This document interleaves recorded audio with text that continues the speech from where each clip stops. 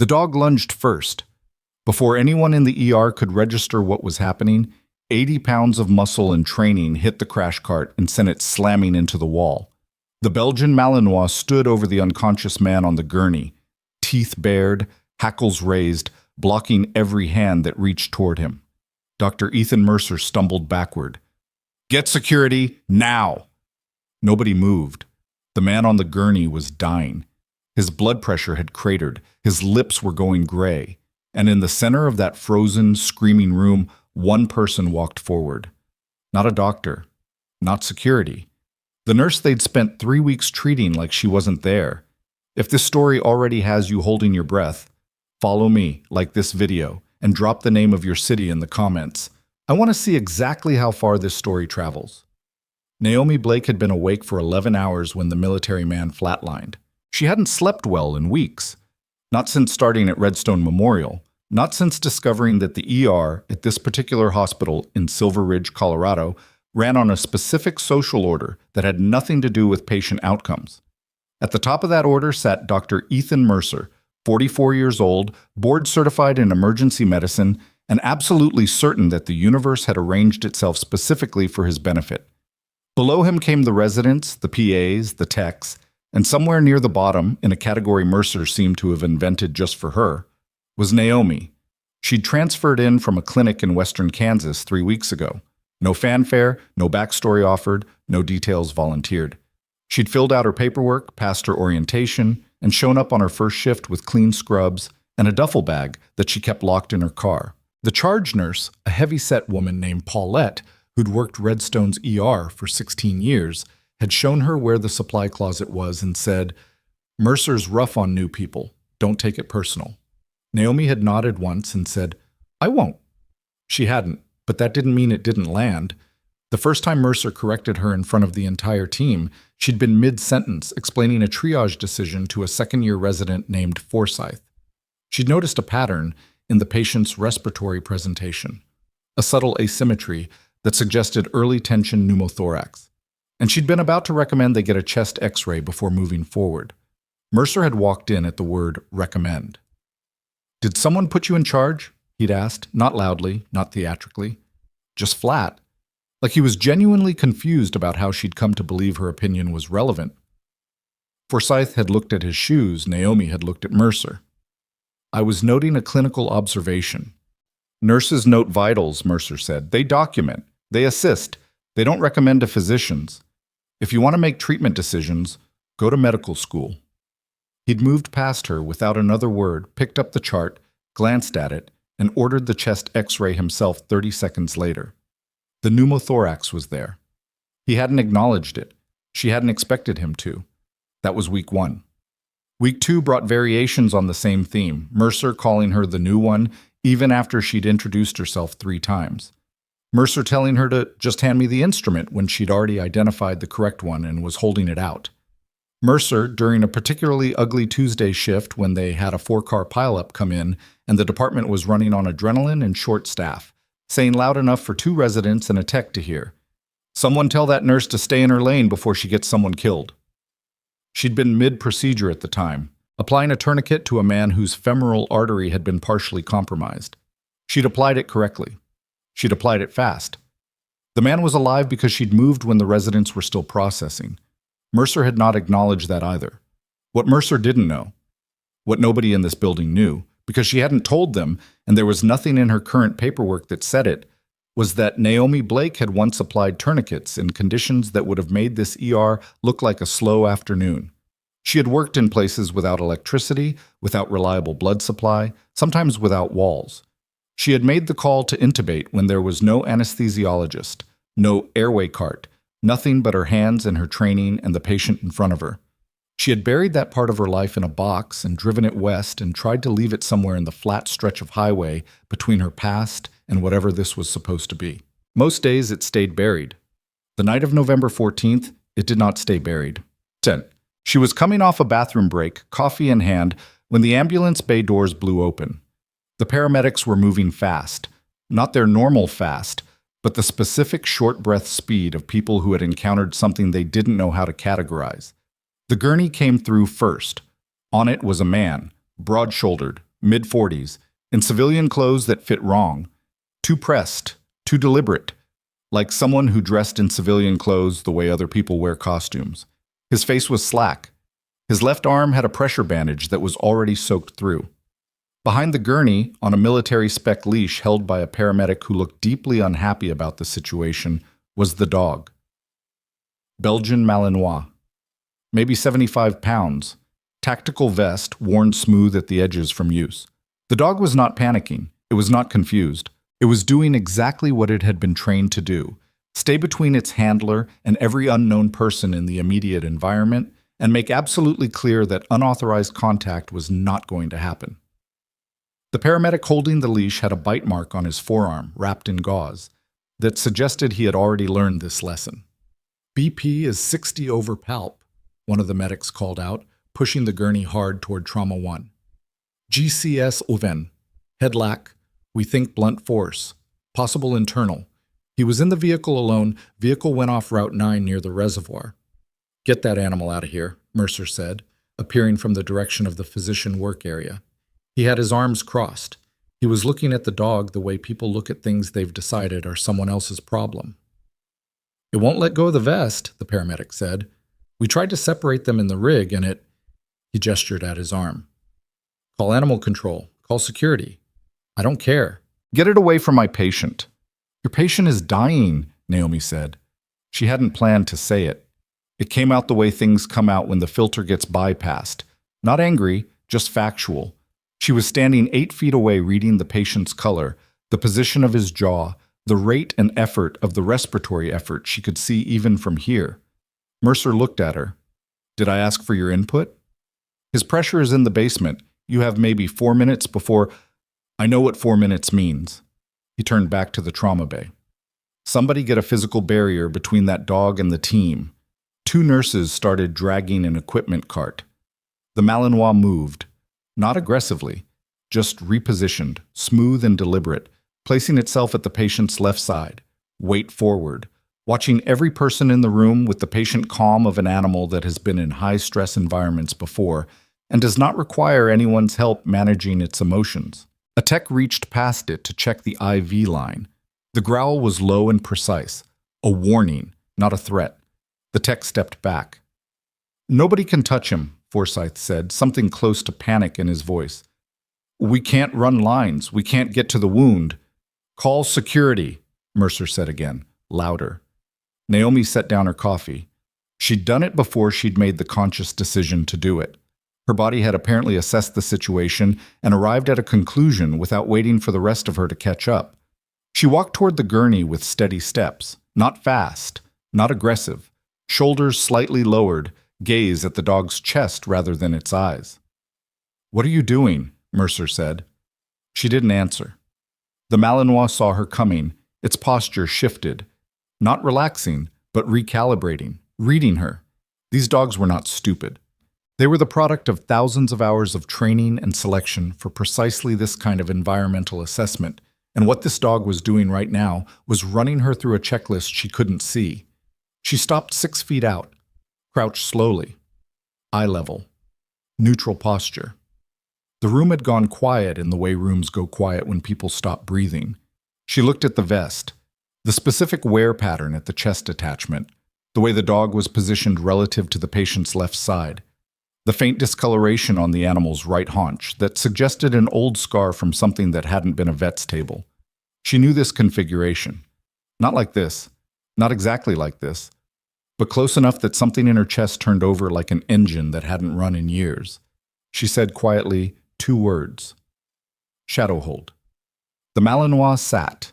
Not reluctantly, not after hesitation. It sat the way a trained animal sits when it hears the command it's been waiting for. Immediately, completely, weight back, attention forward, present, and ready. The silence that followed was a different kind of silence than the one before it. Naomi stood up. She turned to the team without looking at Mercer. I need 2 large bore IVs, wide open, normal saline, run it fast. Get me a portable chest x-ray right now, and I want a fast exam before we move him. I need to rule out free fluid before surgery. She was already moving toward the patient, gloves snapping on. Who's the trauma surgeon on call? Nobody answered immediately. They were still staring. "Who is the trauma surgeon on call?" "Dr. Vargas," a tech said. "She's on the floor." "Page her. Tell her we have a hypotensive blunt trauma coming up. We need the OR in 10 minutes. Move." People moved.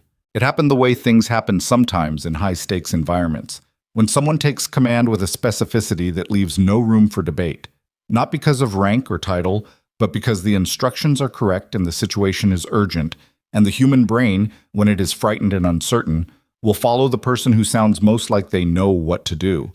Mercer stood at the edge of the room. He hadn't moved. He was watching her with an expression she couldn't quite categorize. Not anger yet, not exactly. Something more like a man watching a familiar landscape rearrange itself into something unrecognizable. The dog sat at the patient's side, calm and still, as Naomi worked. She found the free fluid in the abdomen during the FAST exam, ultrasound probe sliding across the patient's right upper quadrant while she talked through what she was seeing, not for her own benefit, but for Forsyth's, who was standing next to her with his eyes tracking the screen. "Morrison's pouch," she said. "You see that dark stripe? That's blood. He's bleeding internally." "How much?" Forsyth asked. "Enough. That's why his pressure crashed." She handed the probe off. "We're not waiting on the X-ray for surgery. Get Vargas on the phone directly, not through the page, and tell her we have hemoperitoneum. She'll want to know before she walks in." Forsyth grabbed his phone. Mercer appeared at her elbow. His voice was low. "You're a nurse, Naomi." "I know what I am." "You don't have the authority to direct this team. You don't have the authority to order imaging. You certainly don't have the authority to—" "He's going to die if we don't move him in the next 8 minutes," she said. She wasn't looking at Mercer. She was watching the patient's monitor. The blood pressure had come up slightly. The fluids were helping, but it wasn't going to last. "If you want to take over, but do it now and do it fast because we don't have time for this conversation." Mercer opened his mouth. "Dr. Mercer." Paulette appeared in the doorway. Her voice had the specific weight of a woman who had watched this department for 16 years and knew when to put herself between two things. "Vargas is on her way down. She wants to talk to whoever ran the fast." Mercer closed his mouth. Paulette looked at Naomi. Something passed across her face. Not quite surprise, but a revision of something. A recalculation. "She wants to talk to you." Dr. Carmen Vargas was a small woman with gray-streaked hair and the unhurried movements of someone who had done 10,000 surgeries and stopped being impressed by urgency somewhere around year 6. She came into Trauma 1, looked at the monitor, looked at the fast images Naomi had saved on the screen, and spent about 45 seconds reviewing everything before she looked up. "Your assessment?" she asked. She was looking at Naomi. Mercer was standing 3 feet away. Naomi said, "Splenic laceration most likely, possibly hepatic involvement, but the primary bleed looks left upper quadrant to me. He's been compensating. He's young and fit, so he held pressure longer than he should have, which is why the crash happened late. He needs exploration." Vargas nodded slowly. "Okay." She looked at the team. "Or 2. Let's go." "I haven't cleared him for—" Mercer started. "I've cleared him," Vargas said, without hostility, without heat, in the specific tone of a surgeon who does not require anyone's clearance. "You can document your objection in the chart." She was already moving. They moved the patient. The Malinois stood as they began the transfer, tracked every hand on the gurney, and then, when Naomi stepped to the head of the bed and said quietly, "With me," fell into step beside her. She walked the patient to the elevator with a military dog at her side and felt something in her chest that she couldn't name and didn't want to examine. The OR was on the 4th floor. Naomi handed off at the elevator doors. Her role ended there. She was an ER nurse, not a surgical nurse, and Vargas had her own team. She stayed long enough to watch them load the gurney and then stepped back as the doors closed. She stood in the hallway for a moment. Her hands were steady. They were always steady. That was the thing about her hands. They had never learned to shake, not in conditions far worse than this, and they weren't going to start now. She walked back toward the ER. Paulette intercepted her near the nursing station with a look on her face that mixed about 6 different emotions into something illegible. You want to tell me what that was? What was?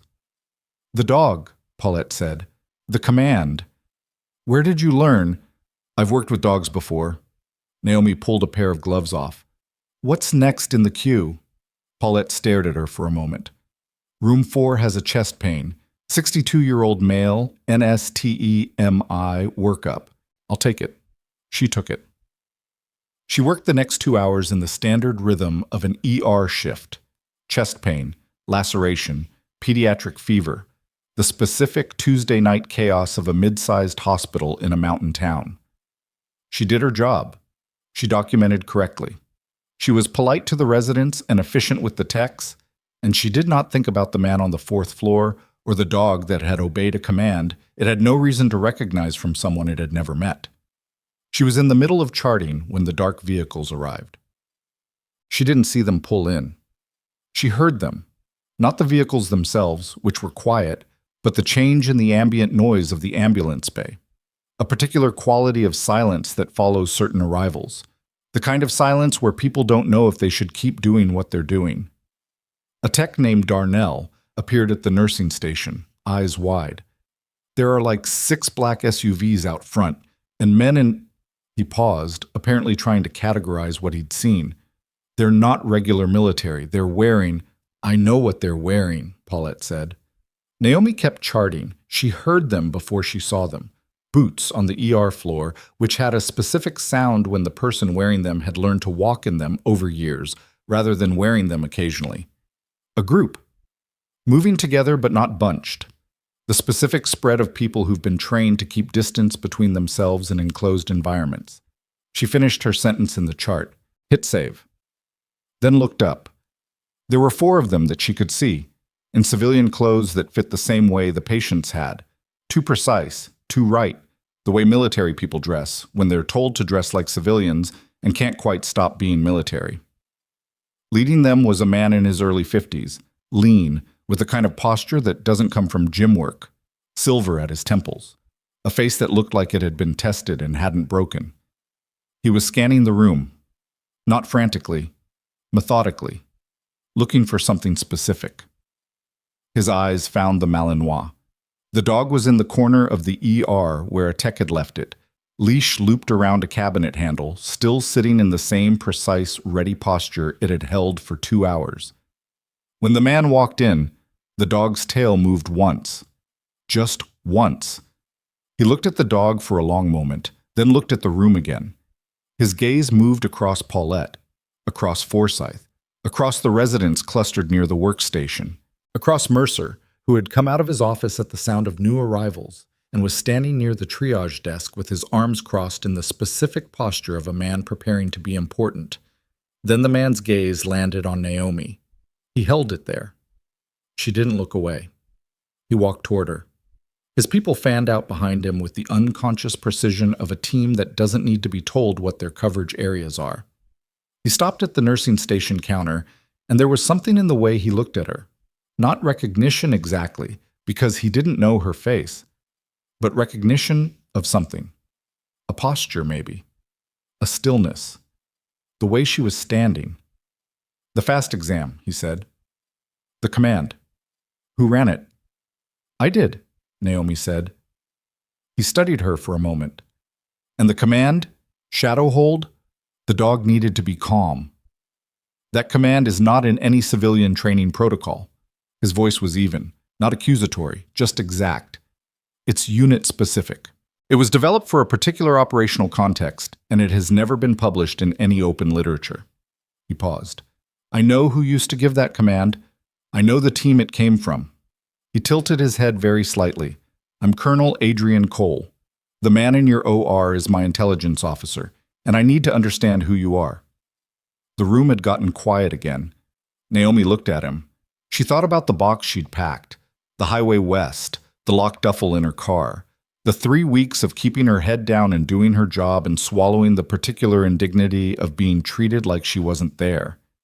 She thought about the patient on the 4th floor who was alive right now because someone had been in the room who knew what they were doing. My name is Naomi Blake, she said. I'm a nurse.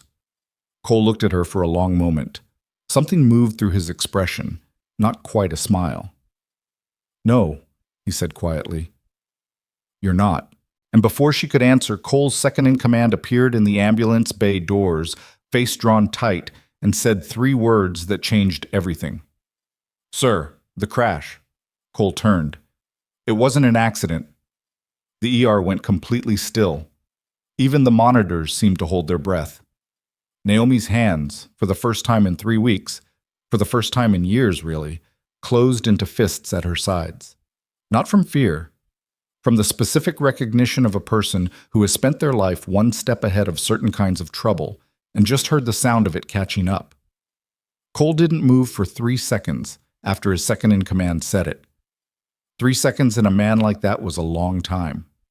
Naomi watched him process it, not with visible emotion, but with the specific stillness of someone integrating a piece of information that changes the shape of everything around it.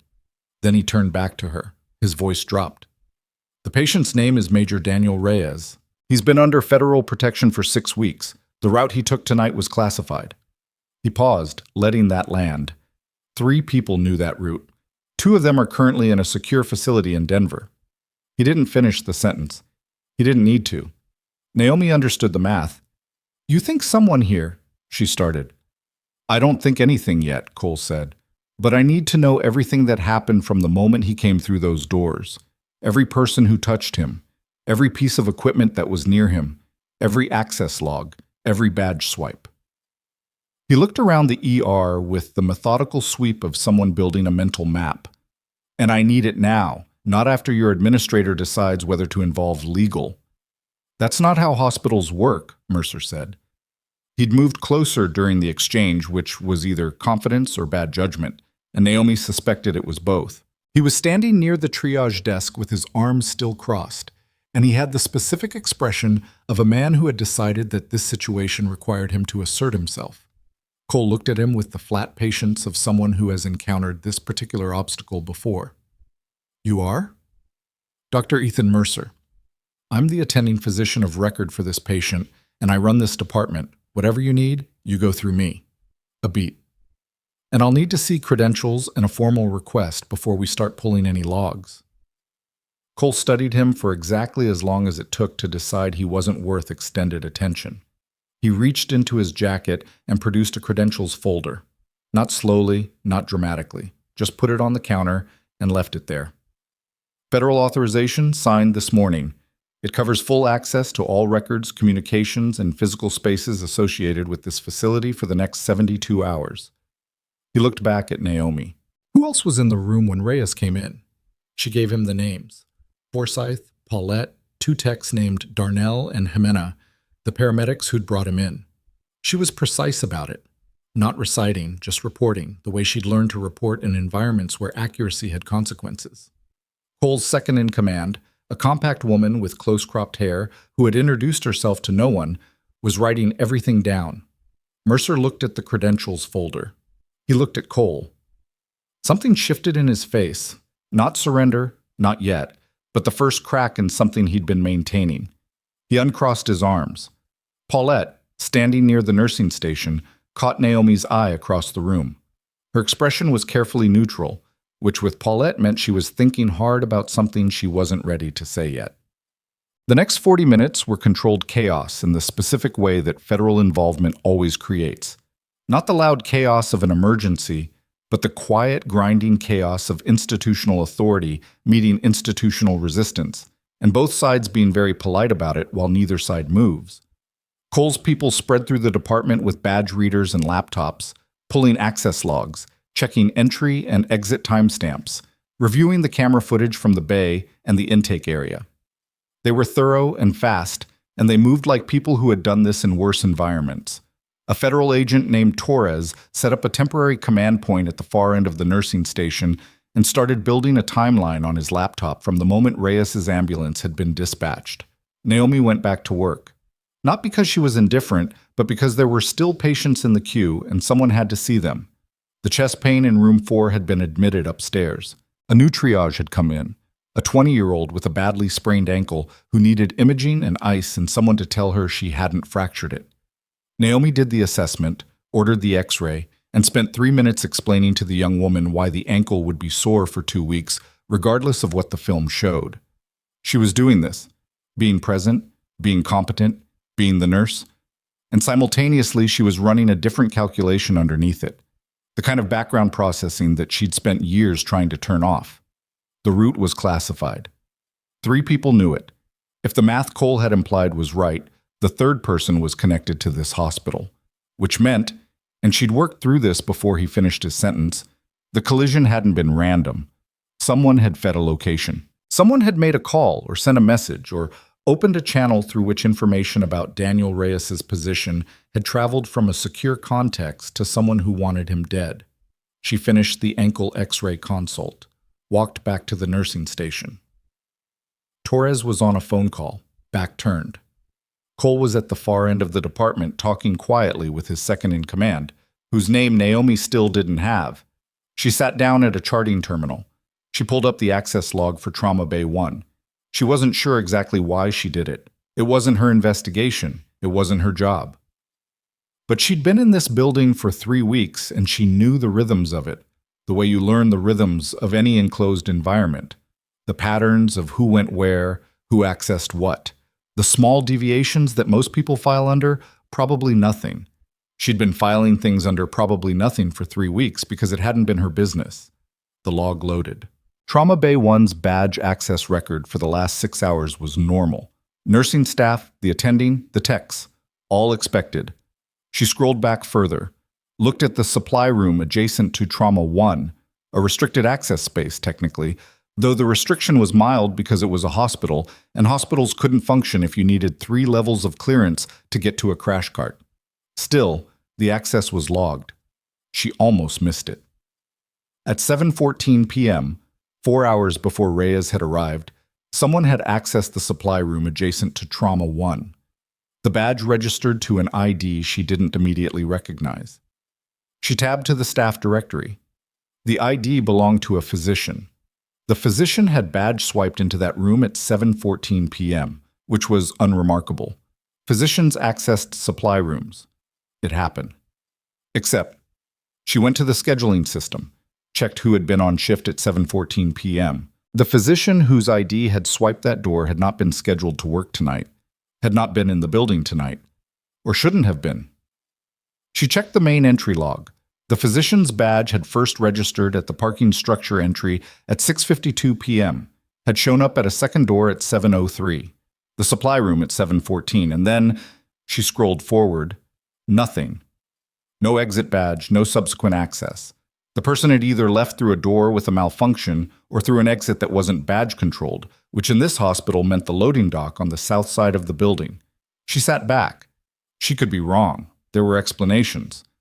People came in on their days off all the time, forgot something, picked up paperwork, stopped in for whatever reason people stopped in. It wasn't evidence of anything. It was a pattern that didn't quite fit. But she'd spent years in environments where patterns that didn't quite fit were sometimes the only warning you got. She was still looking at the screen when Darnell appeared at her elbow. He was young, maybe 26, with the specific nervous energy of someone who'd been watching federal agents move through his workplace for the last half hour and hadn't quite metabolized it. "Hey," he said quietly. "The colonel's asking for you."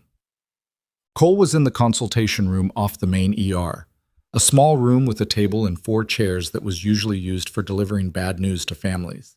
He'd chosen it, Naomi suspected, because it was the only room in the department with a door that closed fully. His second-in-command was there. Torres had come off his phone call and was leaning against the wall.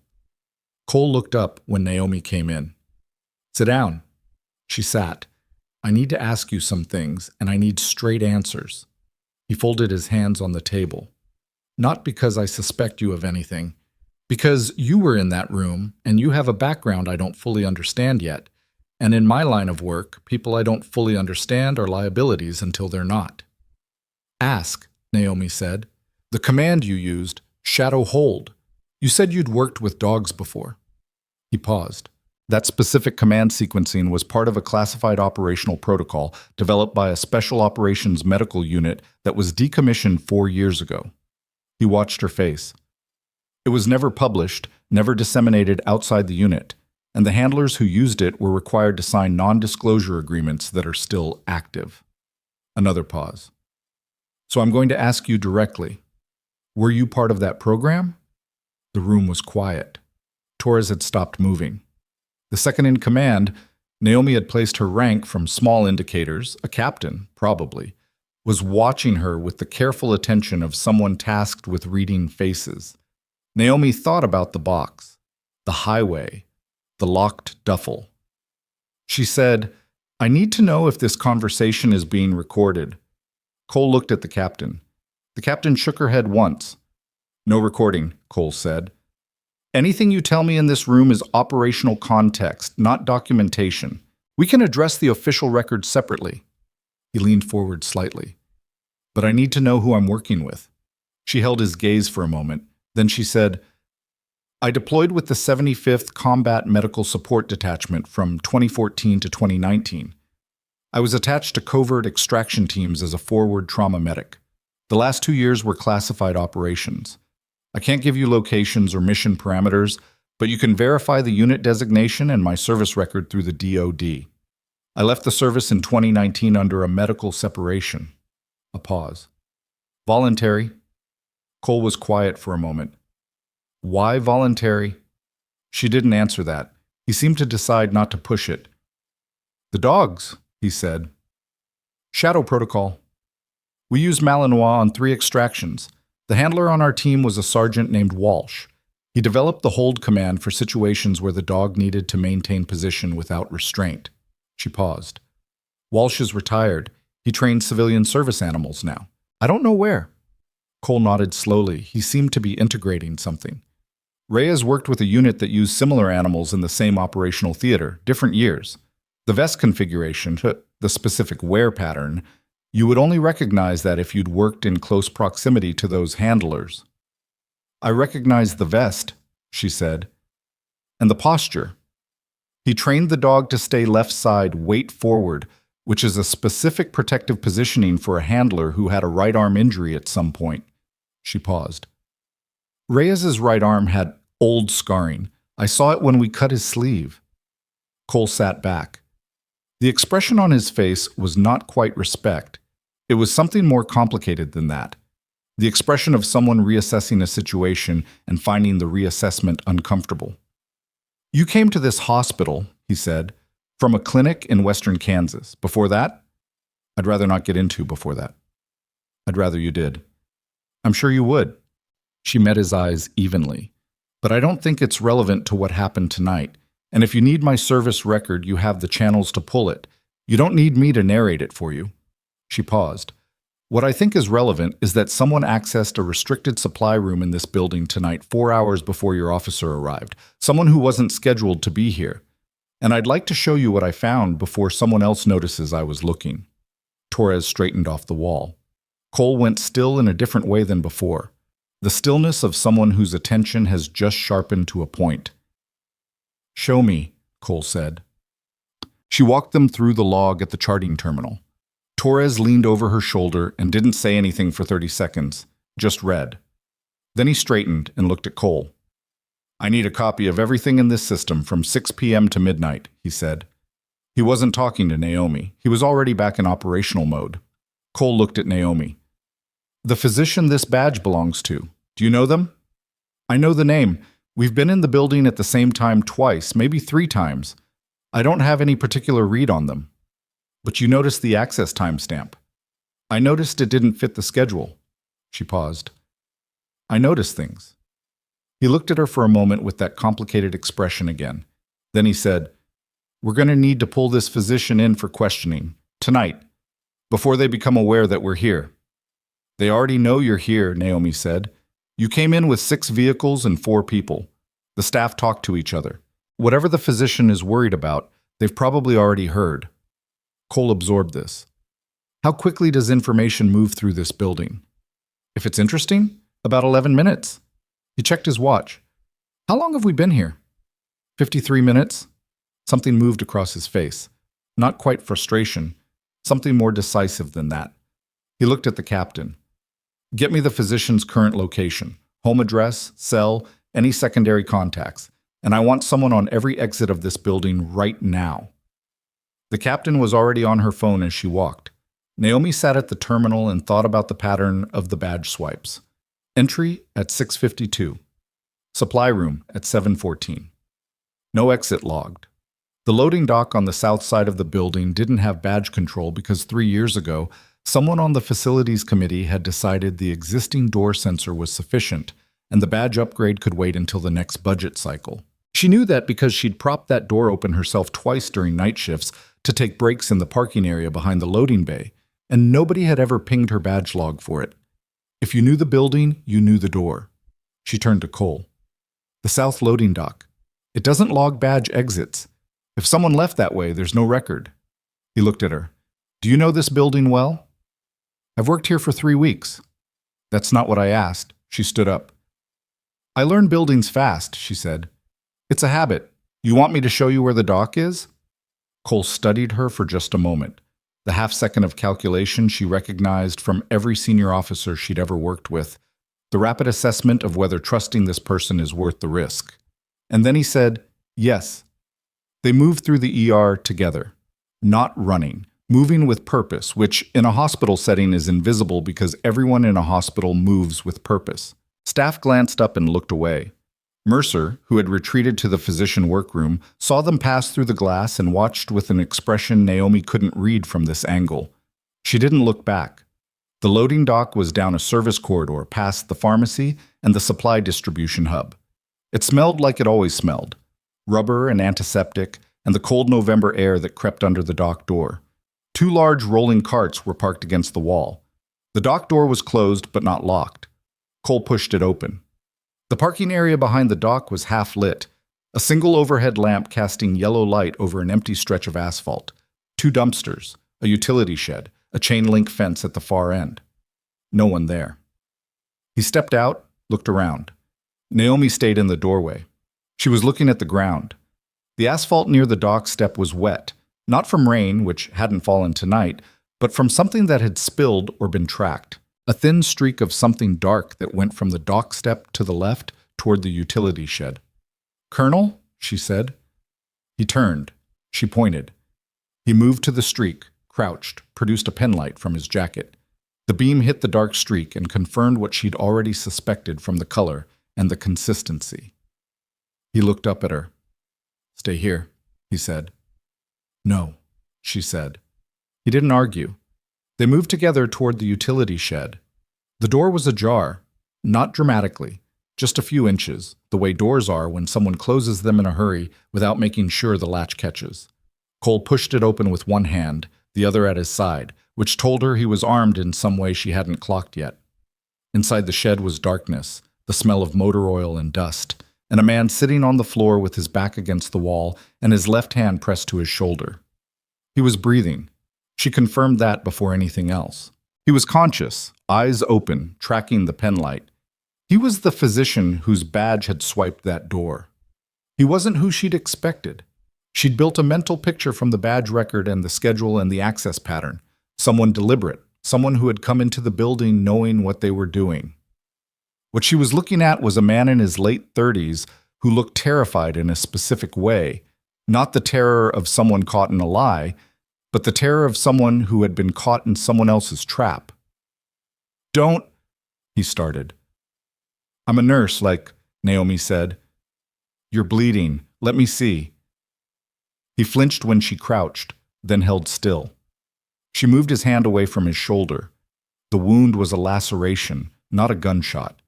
Something had caught him across the outer shoulder, cut through the jacket, through the skin. Not deep, but actively bleeding.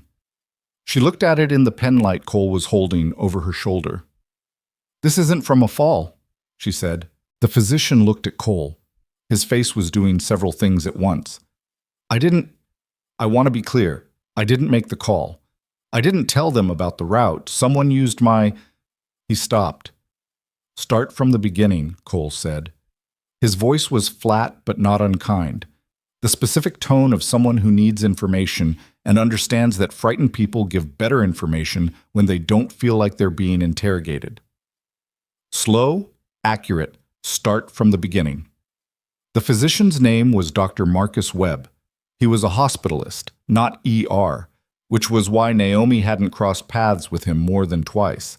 He was 41, and he had a daughter, he said, which was the first thing he said after his name, and the way he said it made Naomi's chest go cold. They had his daughter, not in the physical sense. She was at home, he said. She was with his ex-wife in Durango. She was physically safe right now. But they had leverage on him. They had information that could damage his ex-wife's immigration status. They had documentation, or claimed to have documentation, that tied her to a series of financial transactions that could be characterized as money laundering if someone wanted to characterize them that way, which they didn't actually constitute, but documentation could be made to say things, and Webb had believed them when they'd explained what they could do. "Who is they?" Cole asked. "I don't know names." Webb's voice was strained. "I was contacted through an encrypted messaging platform 4 months ago. They knew things about me, personal things, about my ex-wife, about our daughter. They said they just needed access. Not much. Just when certain patients came through, certain information." "What kind of information?" Cole asked. "Movement information, transfer timing, routing." Webb pressed his hand back against his shoulder. They framed it as, they said it was insurance industry intelligence gathering, that they were working on hospital billing fraud. I know how that sounds. It sounded exactly like what it was. A cover story calibrated to give a frightened person just enough justification to swallow their doubts. "Tonight," Cole said. "What did you do tonight?" "I got a message at 5 p.m. It said a specific patient was being routed through this hospital, and I needed to confirm the arrival time and the trauma bay assignment as soon as I had it." Webb's jaw tightened. "I tried not to respond. I went in circles for 2 hours. Then they sent a photo of my daughter at her school that morning, just standing outside, just to let me know they could get that close." He looked at the floor. "I came in at 6:52. I got what they needed from a terminal in the supply room. I sent the message from a burner phone through the loading dock because it didn't log badge exits.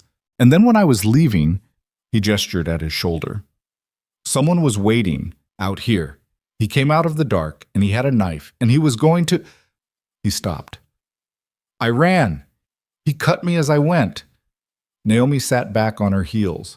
The pieces were assembling themselves with the cold mechanical efficiency of a picture that was always going to look like this once you had enough of them.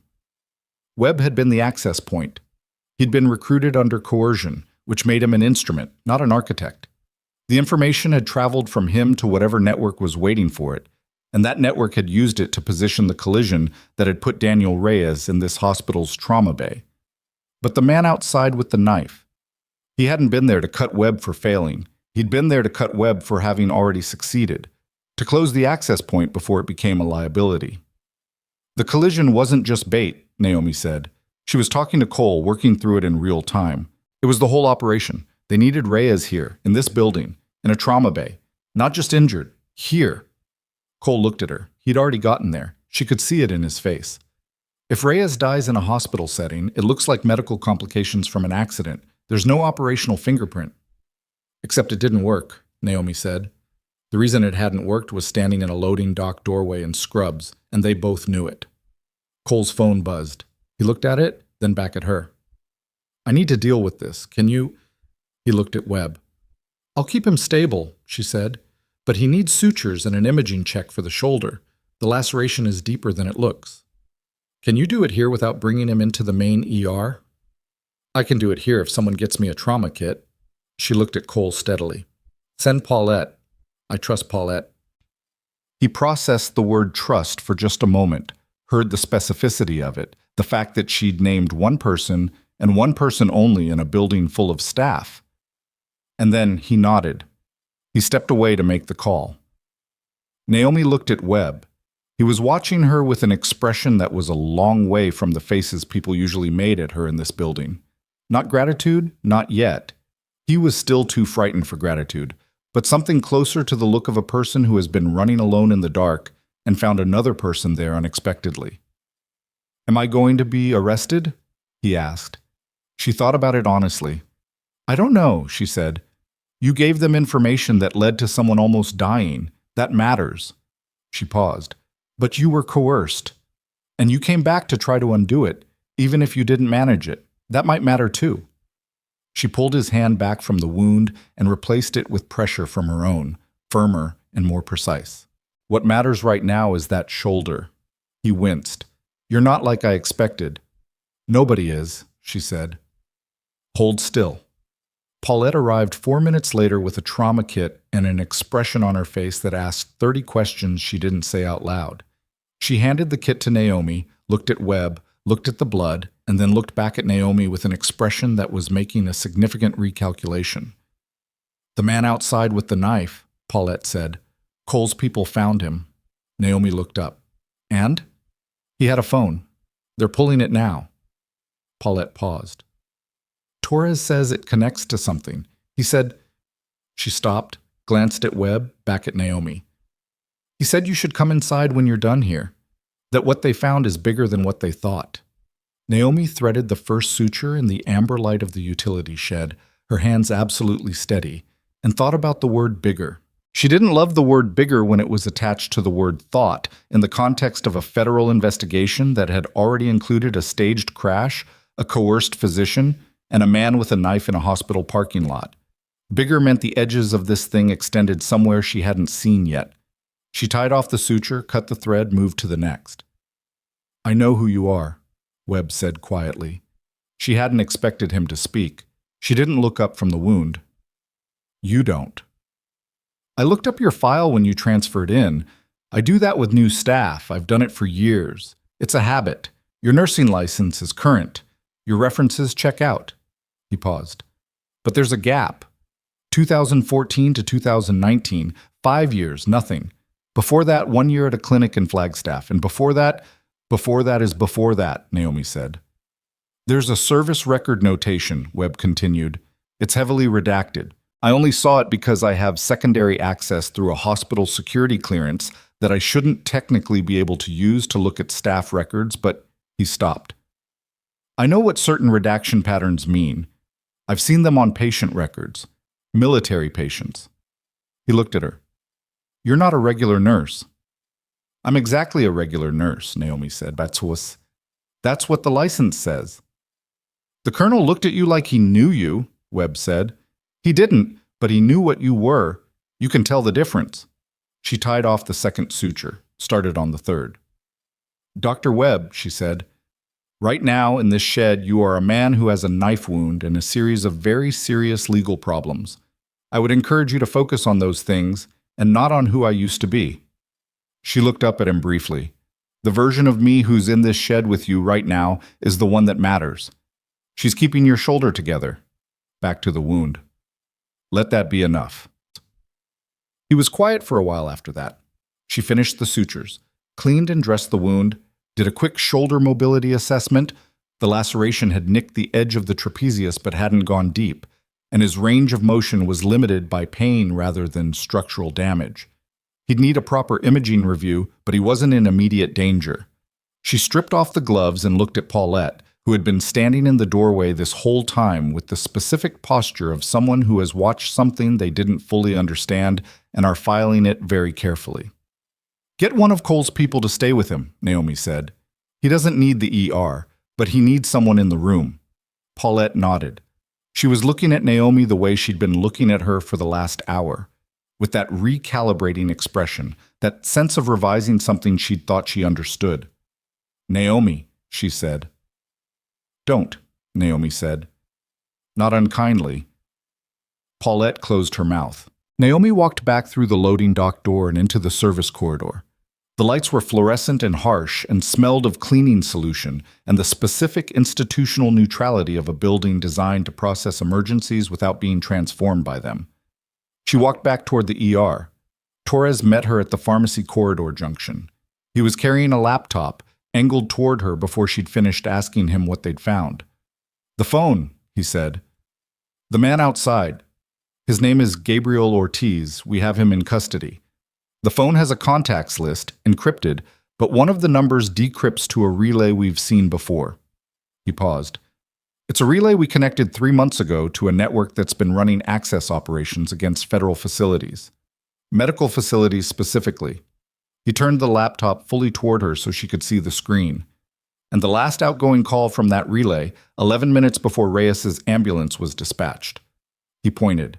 Naomi looked at the number. She looked at it for a long time. It wasn't an outside number. It was an internal hospital extension. She knew which office that extension connected to.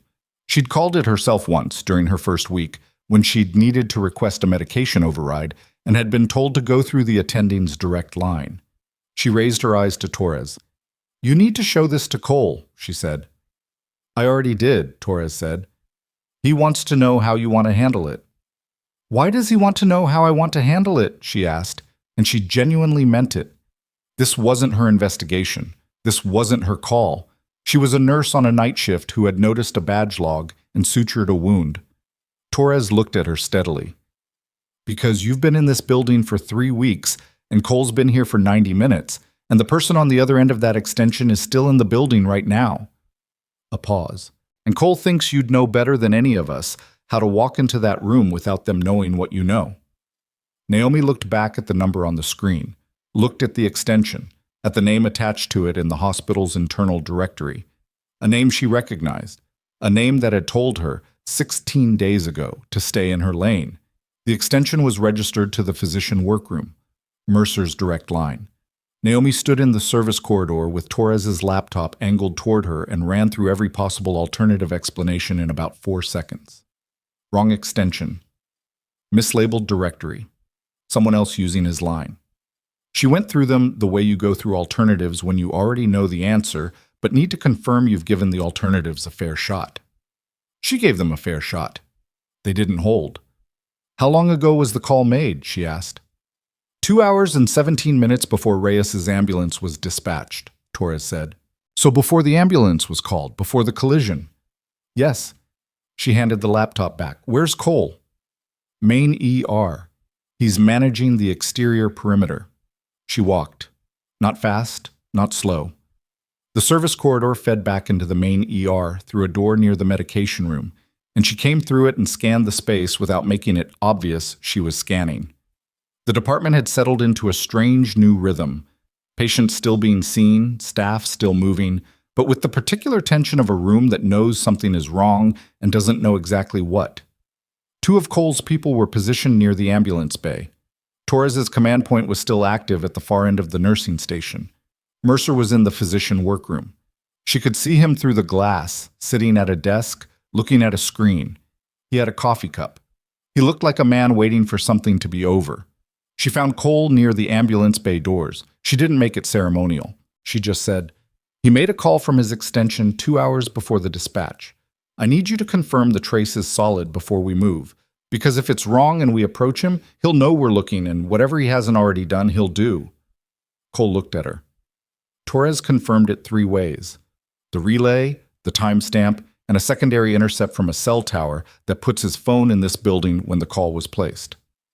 "He used the landline," Naomi said, "not the cell." "The cell was there. The landline was used deliberately. Landlines are harder to intercept in real time." Cole paused. "Which means he knew enough about communication security to choose it." That was a different category of person than a frightened hospitalist recruited through coercion. That was someone who had made operational choices. "How do you want to do this?" she asked. Cole studied her face. "I could walk in there right now with 2 officers and it's done. But he might have a device. A dead man's switch, a communication trigger, something that transmits if he goes offline unexpectedly.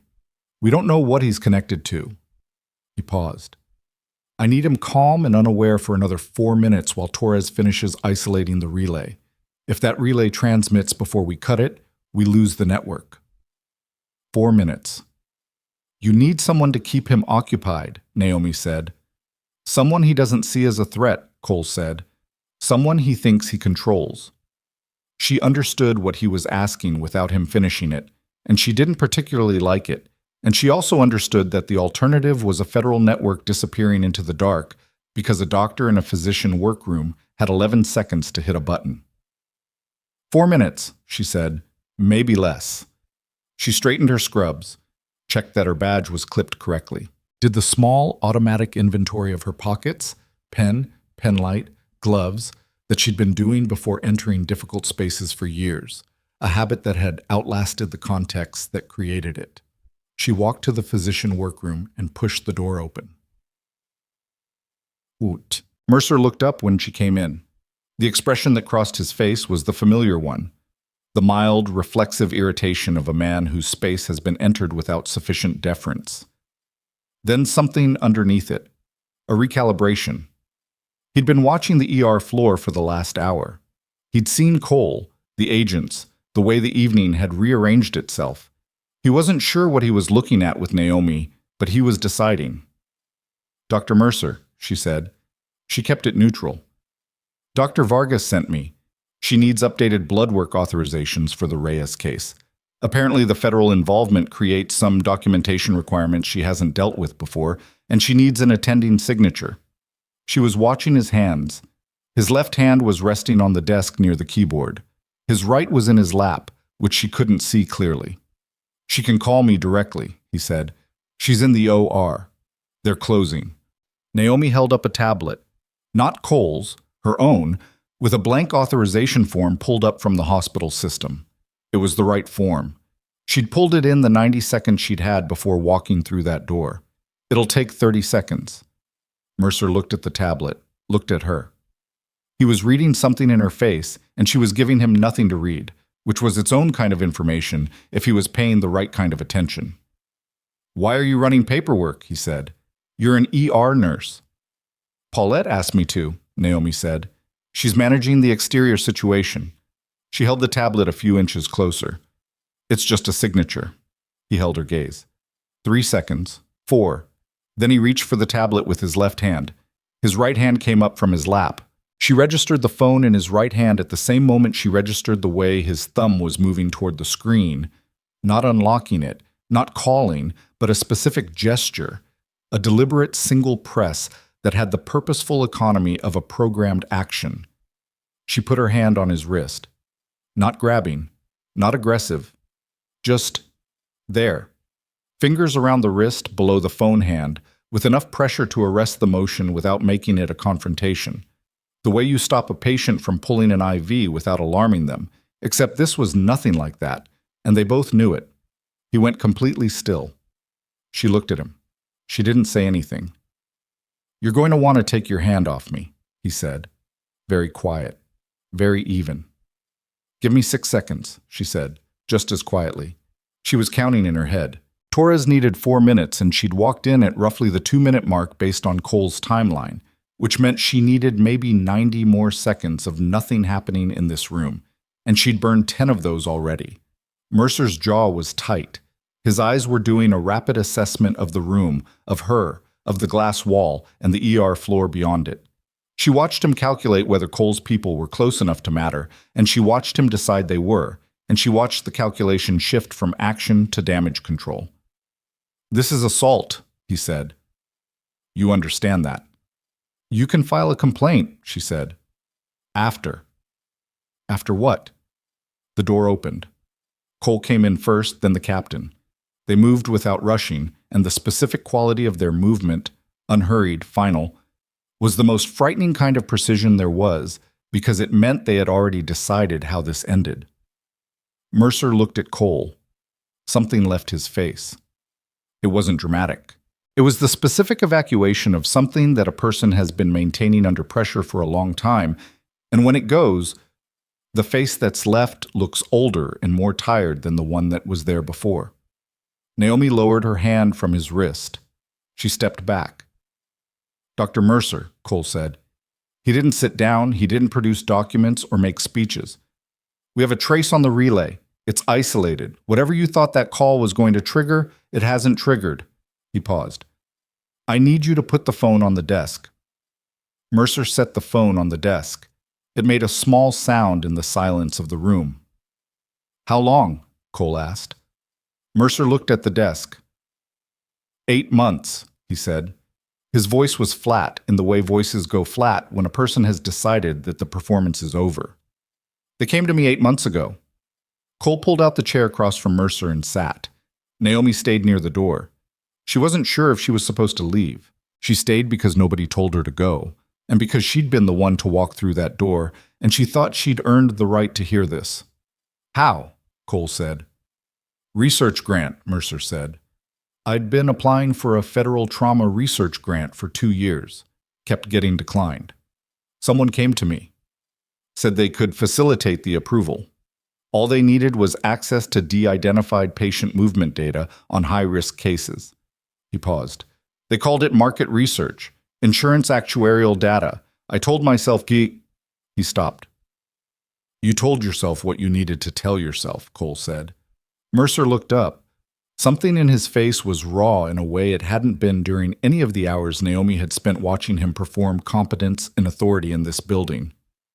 I never thought anyone would get hurt. The data was supposed to be, Major Reyes almost died, Cole said. Not loudly, just precisely. Mercer closed his eyes. Naomi looked at him.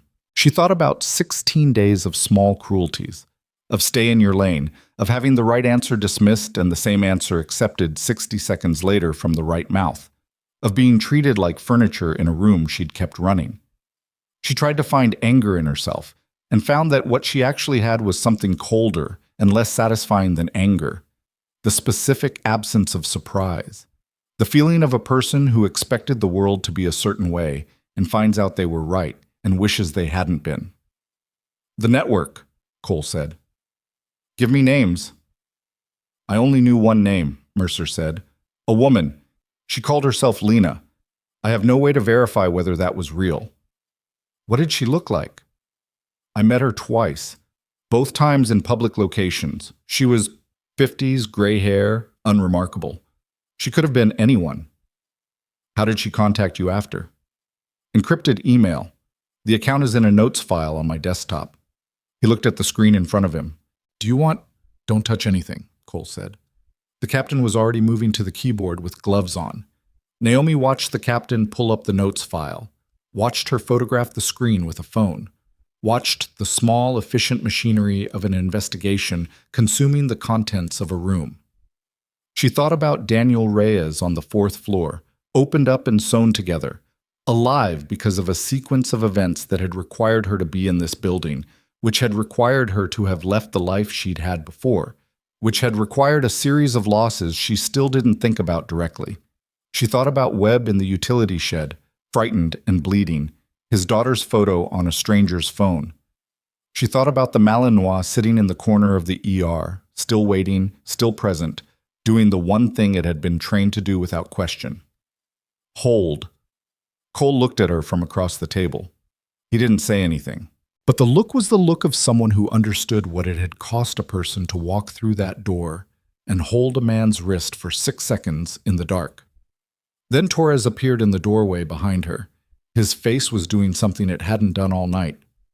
Colonel, he said. The relay's isolated, but before it cut, it transmitted one outgoing packet. He paused.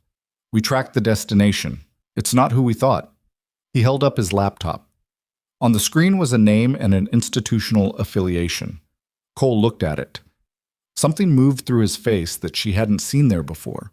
Not quite shock, because men like Cole didn't shock easily, but the specific adjustment of a person who has just discovered that the map they've been navigating is wrong.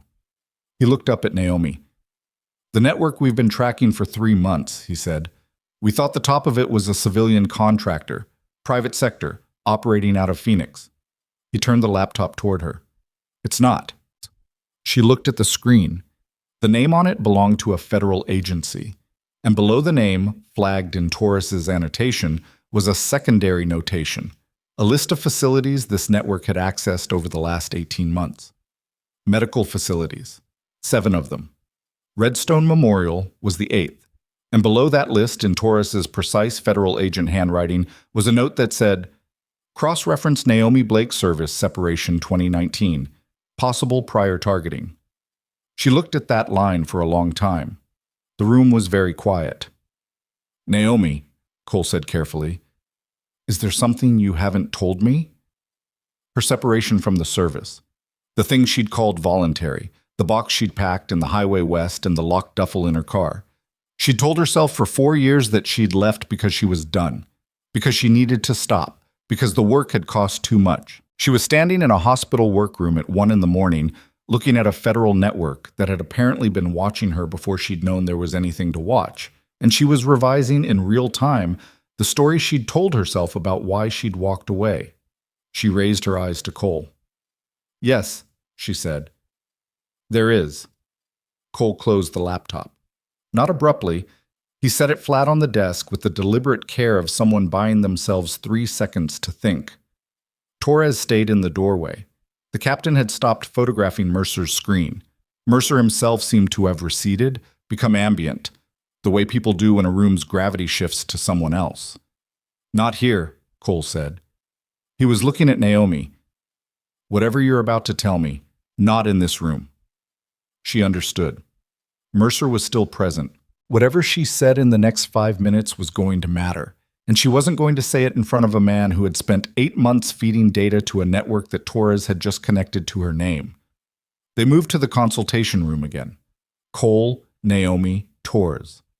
The captain stayed with Mercer, which was the right call. Mercer wasn't going anywhere, and she was the right person to make sure of it, but he also needed to feel supervised rather than detained, because a supervised man sits still and a detained man looks for exits. Cole closed the door. "Tell me about your separation," he said. Naomi sat down. She put her hands flat on the table, not because she needed to steady herself, but because it was a habit from a long time ago.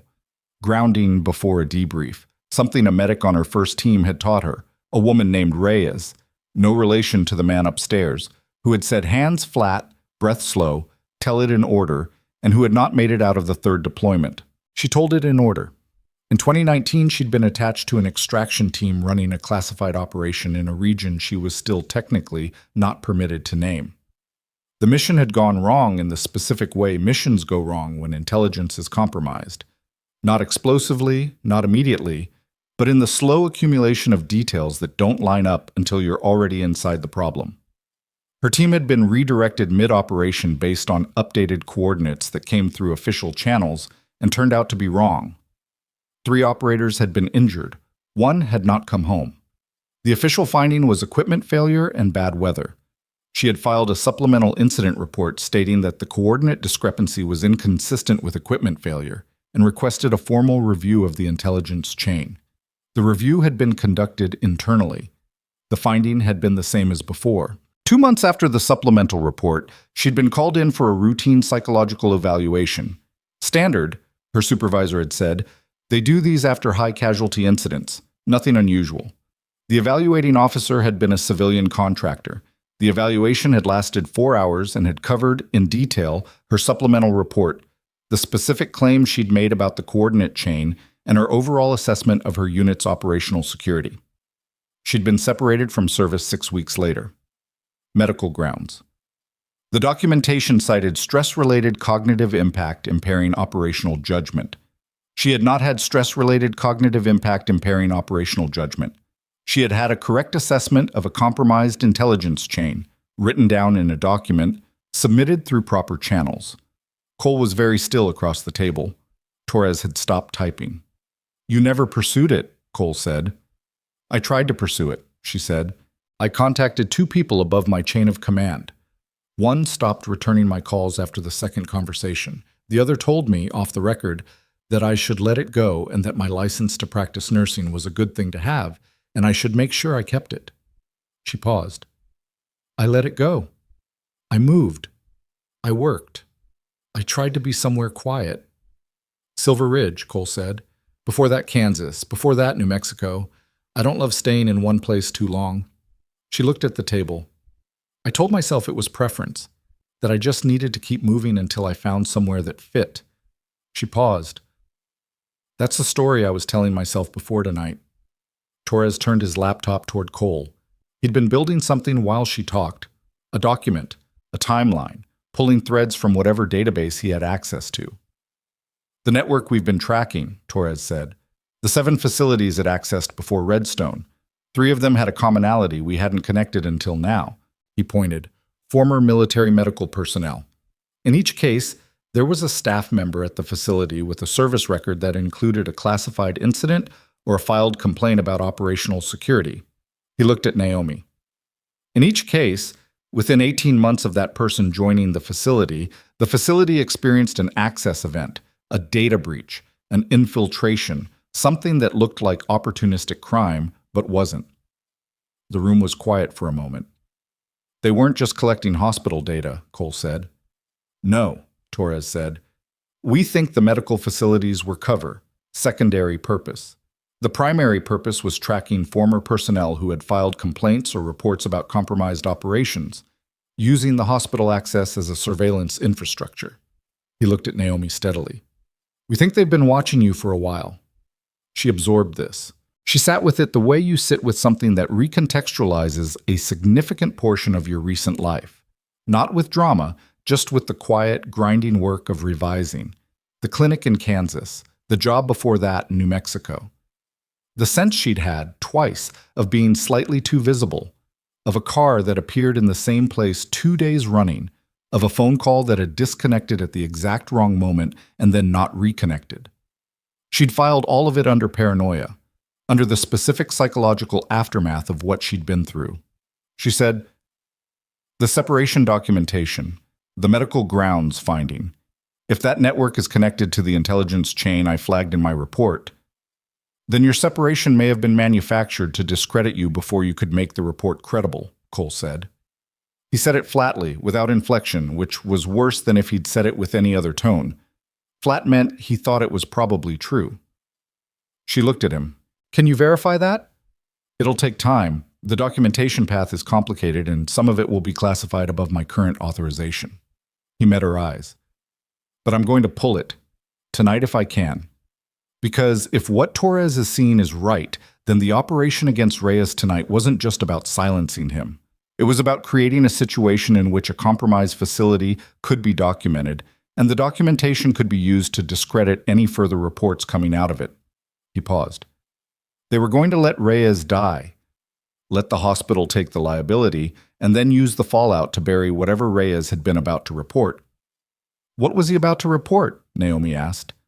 Cole was quiet for a moment. A specific quiet. The quiet of a senior officer deciding how much to give a person who hasn't been fully read in. Reyes had evidence, he said finally. Documents. Proof of a sustained pattern of intelligence chain manipulation across 7 operations over 4 years, including... He stopped. Including the operation in which you lost a team member. The consultation room felt smaller than it had before.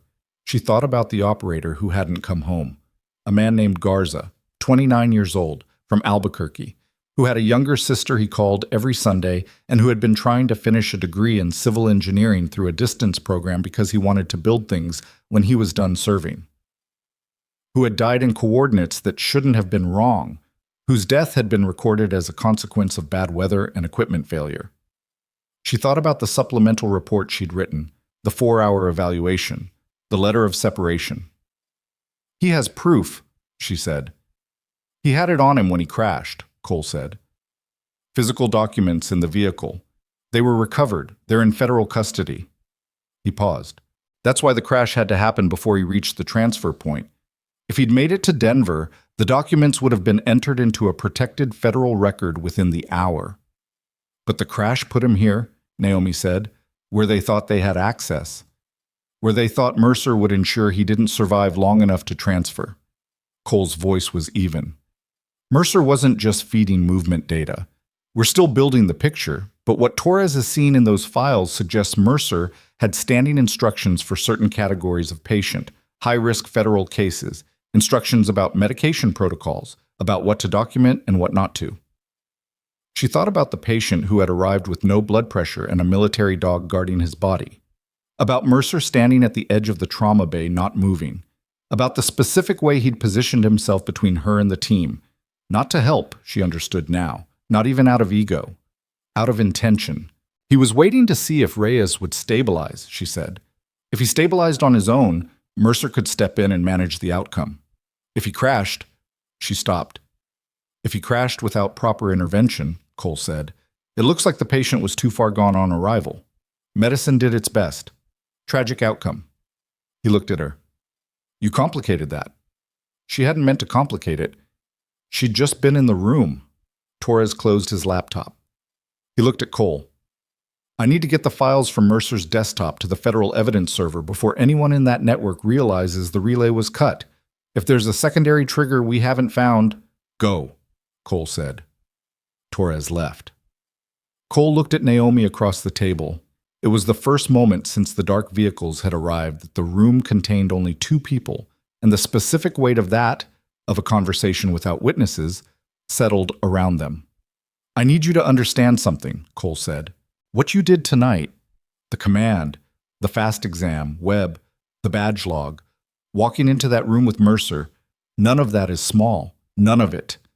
He paused. But it's also going to generate a significant amount of official attention. There will be a federal review. Your service record is going to be pulled. Everything you've been keeping in that box is going to come out. I know, she said. I want to make sure you understand that I consider that a fair trade, he said, for what you made possible tonight. She looked at him. You don't have to say that. I'm not saying it to be kind, he said. I'm saying it because it's operationally accurate, and I don't have time to be kind right now. He stood up. I'm going to go manage the next 6 hours of this. At some point, someone from the Federal Review Board will want to talk to you. When they do, he paused at the door. Tell it in order, the way you just told it to me. Don't edit for them. She nodded. He left. She sat in the consultation room for a moment.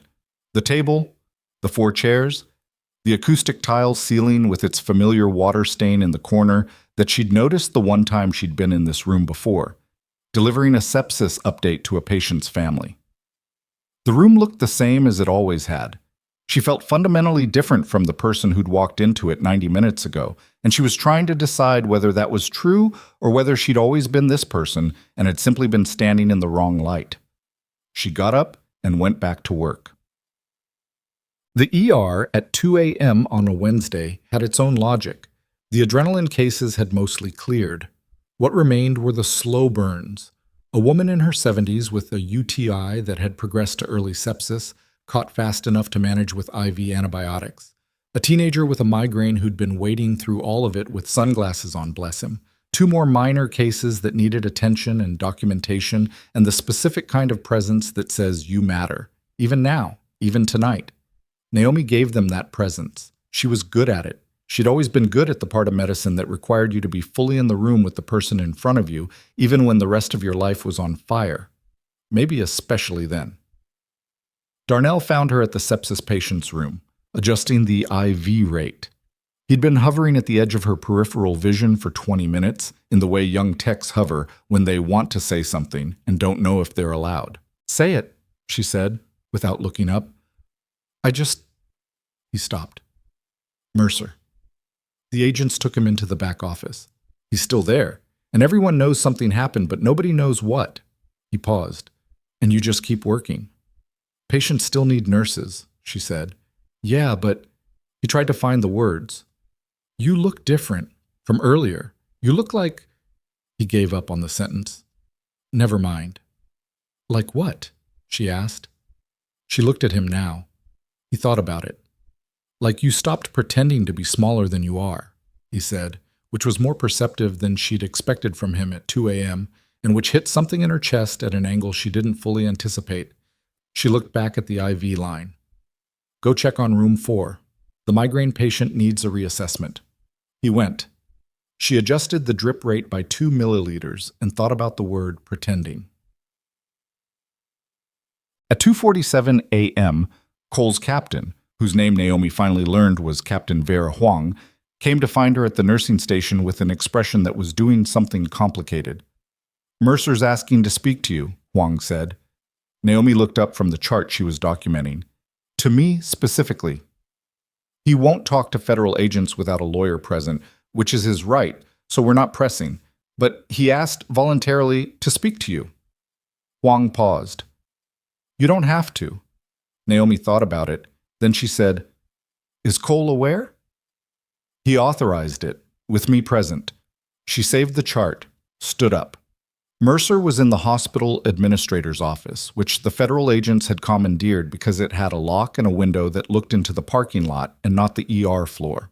He was sitting in the administrator's chair, not deliberately, probably just because it was there.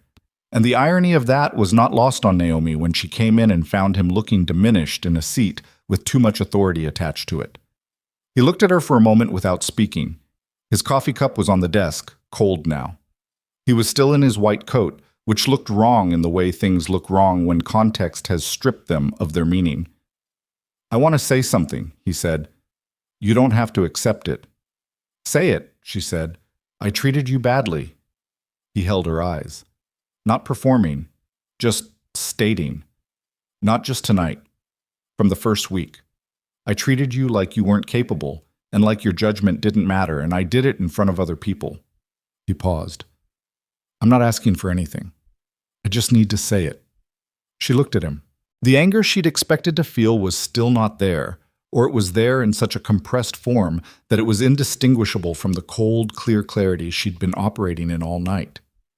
"Why?" she said. "Why did I treat you that way?" "Yes." He was quiet for a moment. "Because you walked in here, and within 2 days I could see you were better at the clinical work than I gave you credit for, and it made me feel—" He stopped, seemed to decide to be honest about it. "Threatened isn't the right word. Reminded. I've been doing this for 18 years, and somewhere in those 18 years I started managing people instead of doing medicine. And watching you do medicine made that visible in a way I didn't want to look at." He paused. "So I made you smaller to make that feeling go away." It was an honest answer. She hadn't expected an honest answer. "It didn't work," she said. "No," he said. "It didn't." She stood there for a moment in that room that smelled of cold coffee and the particular staleness of a space that had hosted too many difficult conversations. She thought about what to do with an honest apology from a man who was also about to be federally prosecuted for actions that had nearly gotten someone killed. "I hear you," she said finally. "That's all I can give you right now." He nodded. He seemed to have expected less. She left. At 3:15 a.m., Daniel Reyes came out of surgery. Dr. Carmen Vargas came to the nursing station looking worn in the specific way surgeons look when they've been on their feet for 4 hours doing something that required complete precision, which is to say, she looked like a person who had spent all of herself and was now standing on the other side of it. Splenic repair, hepatic laceration controlled, 2 units packed red cells, Vargas said. She was talking to Naomi because Naomi was closest, and also because Vargas had developed a specific orientation toward Naomi over the course of the evening that was something between professional respect and unsatisfied curiosity. "He's in recovery. He's going to be fine." A pause. "The surgery was the easy part. Someone did good trauma work in that bay before I got there." "The fast was clean," Naomi said. "It gave you a picture." "It gave me exactly the right picture," Vargas said. She looked at Naomi for a moment. "You've done ultrasound-guided assessments before." "Some," Naomi said. Vargas seemed to decide to leave it there. She poured herself a cup of the nursing station coffee, which was terrible, and which she drank without flinching, and then she said quietly, "The federal agents are going to want a surgical report. Is there anything I should know before I write it?" "Tell them the truth," Naomi said. "In order, that's all." Vargas looked at her. "You sound like you've done this before." "Go drink your coffee somewhere comfortable," Naomi said. "You earned it." Vargas almost smiled. She took her terrible coffee and went. But Cole found Naomi in the ER at 3:40 a.m., standing at the window of the ambulance bay. The parking lot outside had the particular desolation of the middle of the night in a small mountain city. Empty lanes, orange-tinged lights, one of Cole's vehicles still positioned near the entrance with a stillness that said occupied. "Torres got the files," Cole said, coming up beside her. "Full transfer to federal evidence server. Secure." He paused.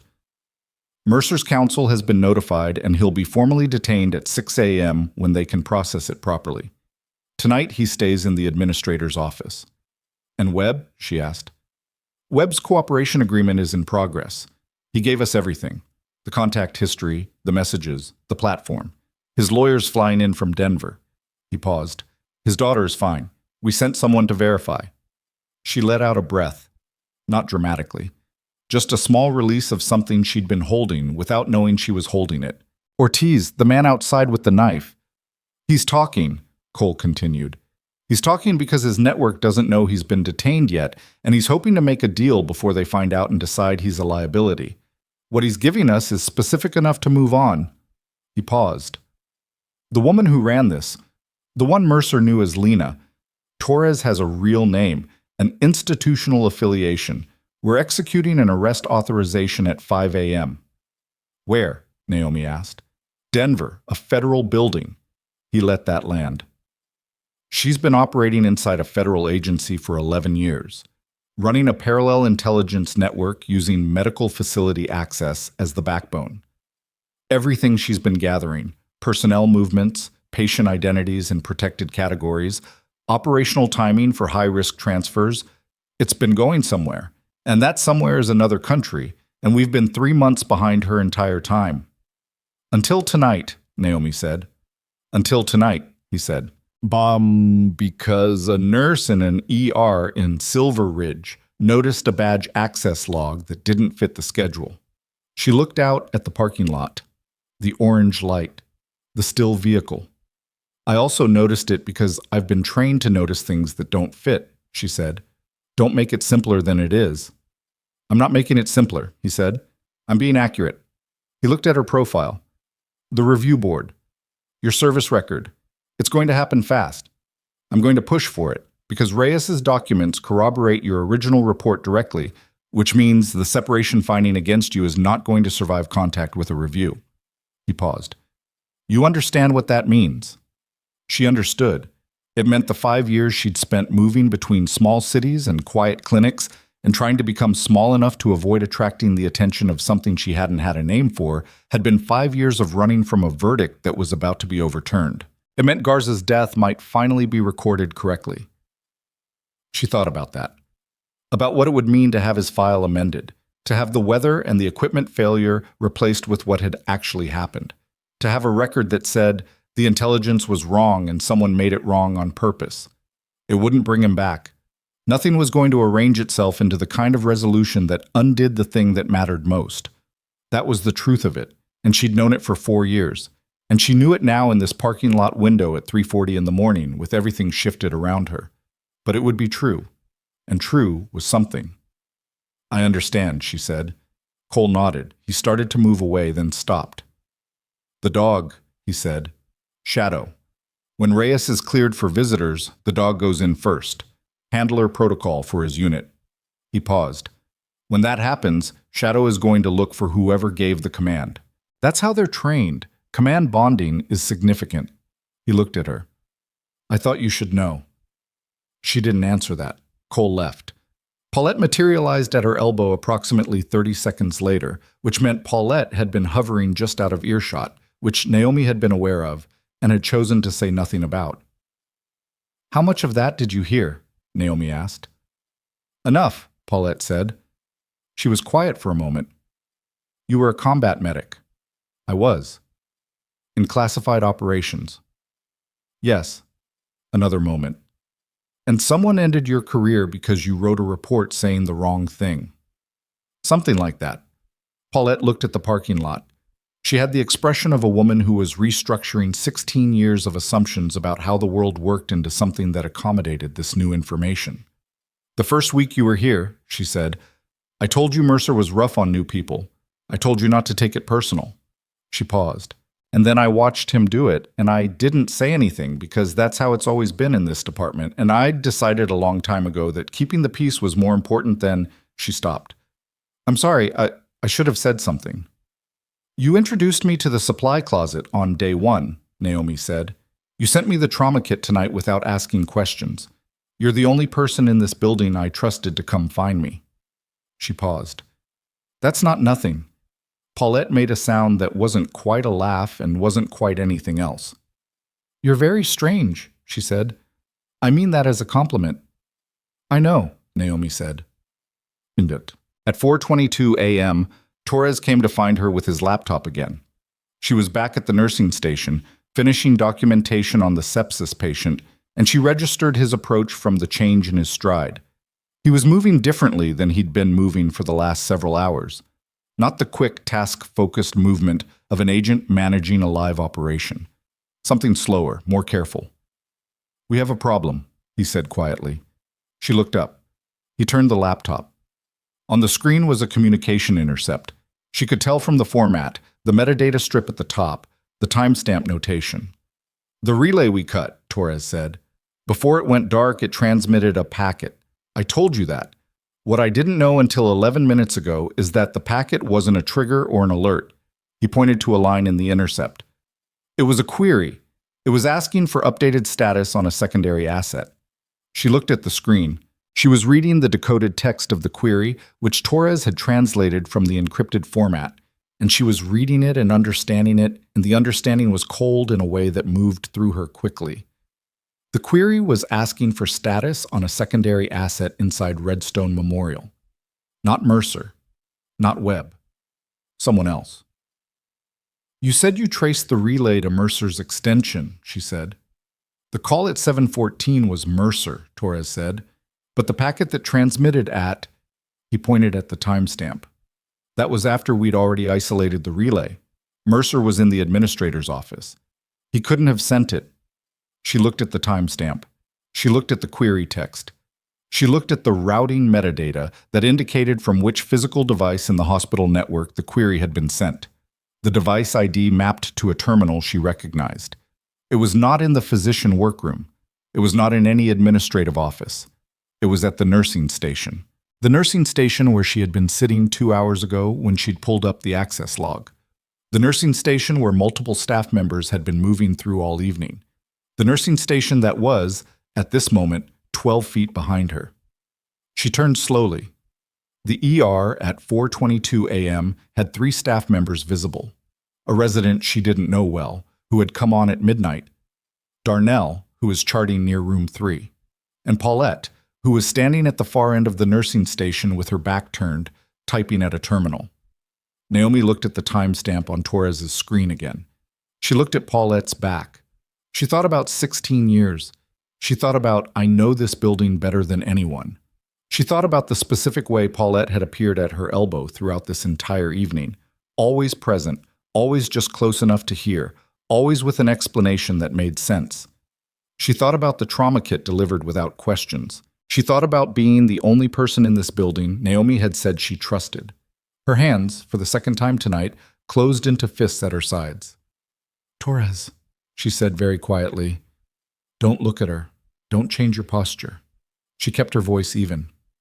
"Can you tell from the routing metadata exactly which terminal sent that packet?" Yes, Nursing Station Terminal 3. Terminal 3 was the one Paulette was standing at right now. Torres had gone very still. "Call Cole," Naomi said. Quietly. "Now." She picked up the chart she'd been working on and walked toward the nursing station the same way she'd walked toward Mercer's workroom 3 hours ago. Not fast, not slow, with the deliberate pace of someone doing their job. Her heart was doing something complicated, and she noted it the way she noted all physical responses and did not let it change her pace. Paulette heard her coming, turned. Her face arranged itself into the familiar expression, warm, a little tired, professional. The expression of a woman who had spent 16 years being reliably herself in this building. "I thought you'd gone on break," Paulette said. "Couldn't," Naomi said. She came to stand at the terminal next to Terminal 3. She didn't look at the screen. She looked at Paulette's face. "You've been here 16 years, she said. "You know that," Paulette said. "That's a long time to know a building," Naomi said. "Long enough to know which exits don't log. Long enough to know which terminals are on which network nodes." She paused. "Long enough to know which patients are worth flagging." Something moved through Paulette's face. Not guilt. It was too controlled for guilt. Something more like the expression of a person who has just confirmed a calculation they'd been running. "You're tired," Paulette said carefully. "It's been a long night." "It has," Naomi said. 16 years is also long enough to know the relay protocol for an encrypted network, to know exactly when to send a query and exactly when to stop, and to know that if you do it from a nursing station terminal in the middle of a federal operation, the noise floor is high enough that it might get lost in everything else. She looked at her steadily. "Except Torres doesn't lose things." The ER was quiet. The resident hadn't looked up. Darnell was still charting. Paulette looked at Naomi for a long moment with an expression she hadn't worn before. Stripped of the warmth, stripped of the reliability, showing something underneath that was neither warm nor reliable, something old and specific and very, very careful. "I vouched for you," Paulette said quietly, "from day one. When Mercer was at his worst, I made sure you stayed." "I know," Naomi said. "That's what I've been trying to figure out." The sound of boots in the ambulance bay corridor was still 30 seconds out. In those 30 seconds, Paulette looked at Naomi with the expression of a woman doing her own recalculation, and Naomi looked back with the expression of a woman who had been underestimated for so long in this building that everyone had forgotten to account for her. "You vouched for me," Naomi said, "because you needed me in the building, because someone told you I was worth watching." She paused. "The same someone who arranged for me to end up here in the first place." Paulette's hand moved toward the terminal keyboard. Naomi's hand got there first. Paulette's fingers stopped one key short of whatever she'd been about to send. Naomi's hand was flat over the keyboard. Not a grab, not a shove, just present, immovable, the way she'd put her hand on Mercer's wrist 3 hours ago. The same principle. Stop the motion without making it theatrical. Give the room time to catch up. Paulette looked down at Naomi's hand, then up at Naomi's face. For a moment, neither of them moved, and the ER continued its 4 a.m. rhythm around them. The monitor beeping in room 2, Darnell's chair rolling slightly as he shifted, the distant hum of the HVAC system that Naomi had stopped noticing weeks ago and was noticing now with extreme clarity. "Don't," Naomi said. Just that.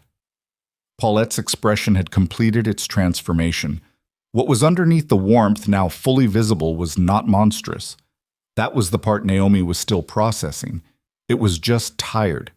Deeply, specifically tired in the way of a person who has been carrying something for a long time and is almost relieved to put it down, even if putting it down means the floor. "How long did you know?" Paulette asked. "I didn't," Naomi said, "until about 4 minutes ago." Something crossed Paulette's face. Not quite respect. Something adjacent to it. "You're fast." "I had a good teacher," Naomi said, and she meant it in a way she hadn't intended, because the truth was that the woman who'd taught her to notice patterns in enclosed environments, to track who moved where and when and why, had been a combat medic named Reyes who had known exactly how to read a room. And the man upstairs who was alive because of tonight shared her name, which meant nothing and meant everything simultaneously. Cole came through the ambulance bay corridor at a pace that was not running but was everything adjacent to running. Huang was behind him. 2 more agents behind her. Paulette watched them come. She didn't move. She didn't reach for anything. She stood with her hands visible and her expression composed in the way of someone who had already made their calculation and arrived at acceptance. "Step away from the terminal," Cole said. Paulette stepped away. Cole looked at Naomi. A question passed between them without language. "Are you all right? Is it contained? Did anything transmit?" And Naomi answered it with a single small nod that covered all 3. He looked at Paulette. 16 years, he said. It wasn't a question. It was a statement with the specific weight of someone understanding a timeline. 17 in March, Paulette said. He didn't flinch at the specificity. "When did they recruit you?" She looked at the floor for a moment, then at the ceiling, then apparently deciding that the room deserved honesty, if nothing else did, she said, "I wasn't recruited. I volunteered." She paused. "My brother was separated from federal service in 2013. Intelligence analyst, 12-year career, excellent record. He filed a report about a discrepancy in an operational brief, and 6 weeks later, he was out. Medical grounds." She looked at Cole evenly. "Sound familiar?" The room was very quiet. "He spent 3 years trying to get a review. He died in 2016, cardiac event. He was 44 years old, and the stress of fighting that system for 3 years..." She stopped, pressed her mouth together. "I had access to a hospital where certain categories of patient move through.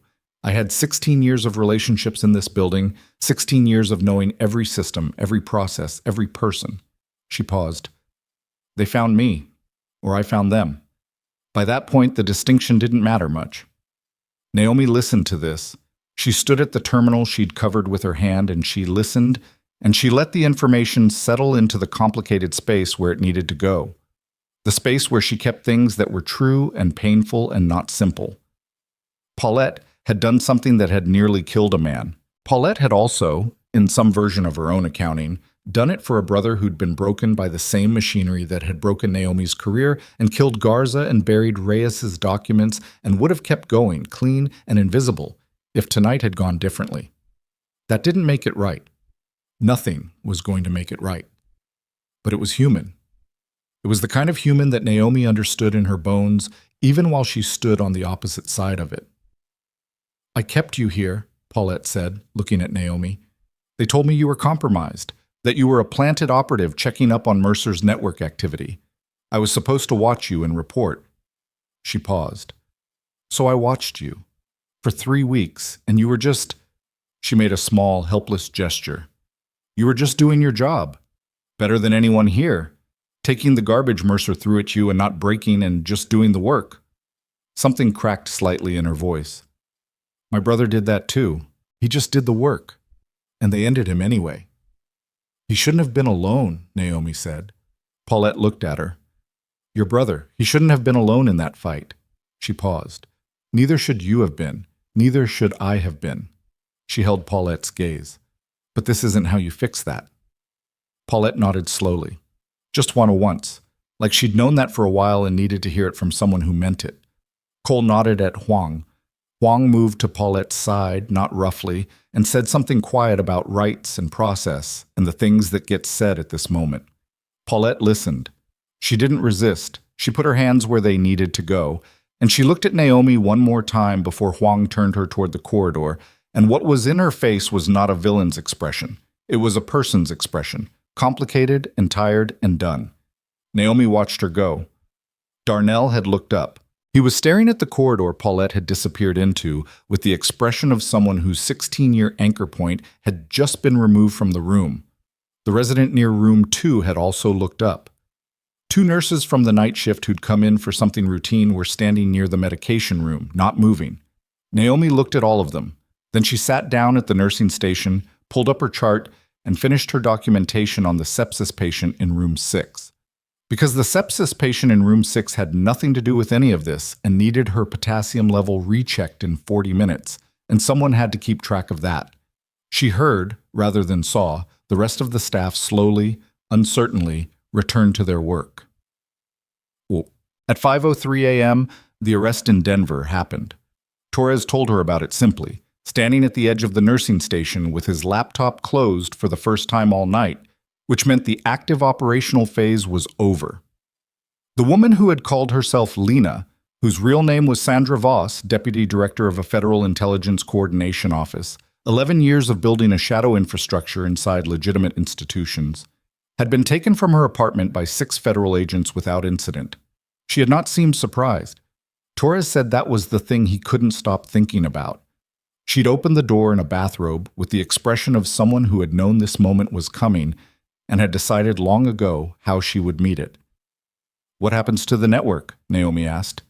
"It's a federal operation now, full scope. The 7 other facilities, all the personnel connected through the access events. It'll take months to unwind." He paused. "But the core of it is gone. Voss was the architecture. Without her, the rest is just data waiting to be found." "And Reyes's documents?" "Already in the federal protected record. They were entered at 2:19 a.m. Torres looked at her steadily.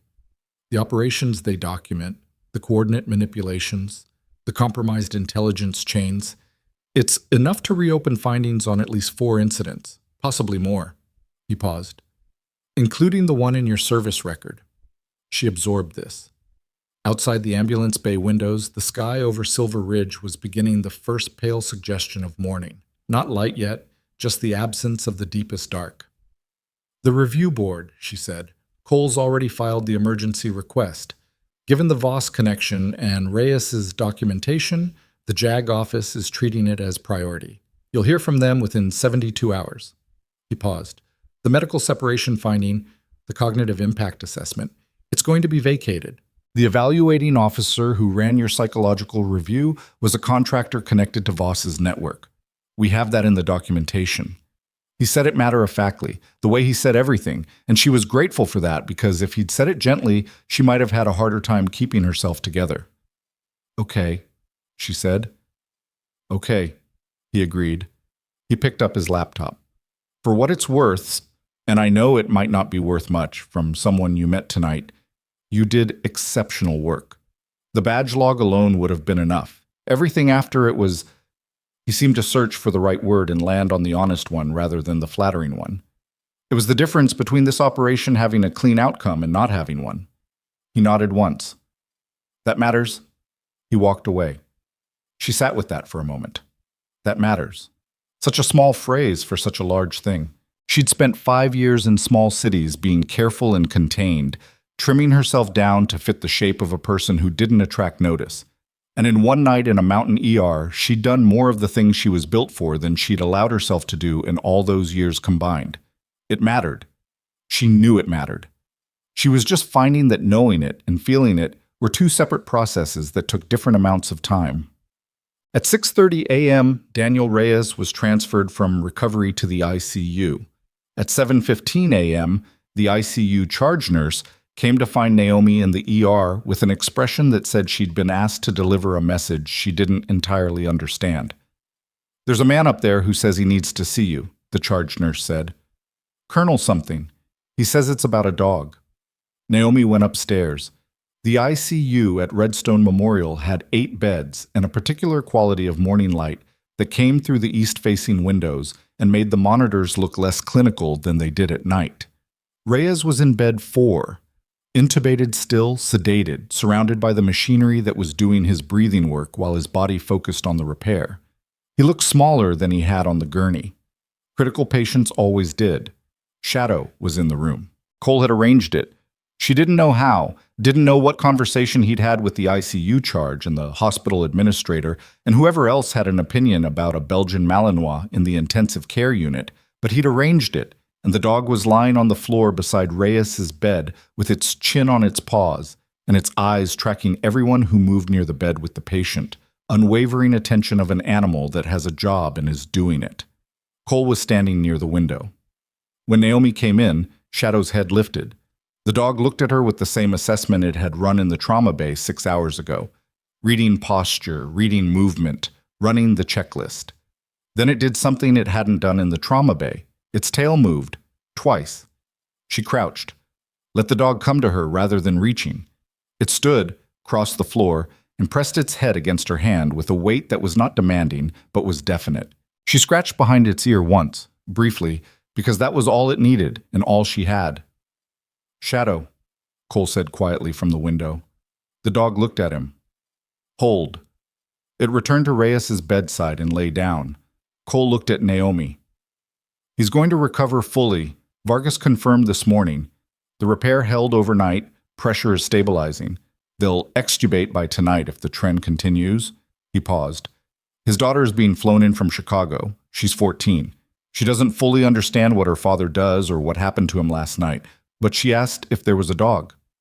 There's a dog, Naomi said. There is. He was quiet for a moment. The documents Reyes was carrying, among the operations they document, the one in which you lost a team member. I want you to know that Garza's file is being amended. The official record will reflect the accurate cause. His family will be notified. He paused. It's not enough. I know that. No, she said. It's not. But it's true, he said, and his family deserves a true record.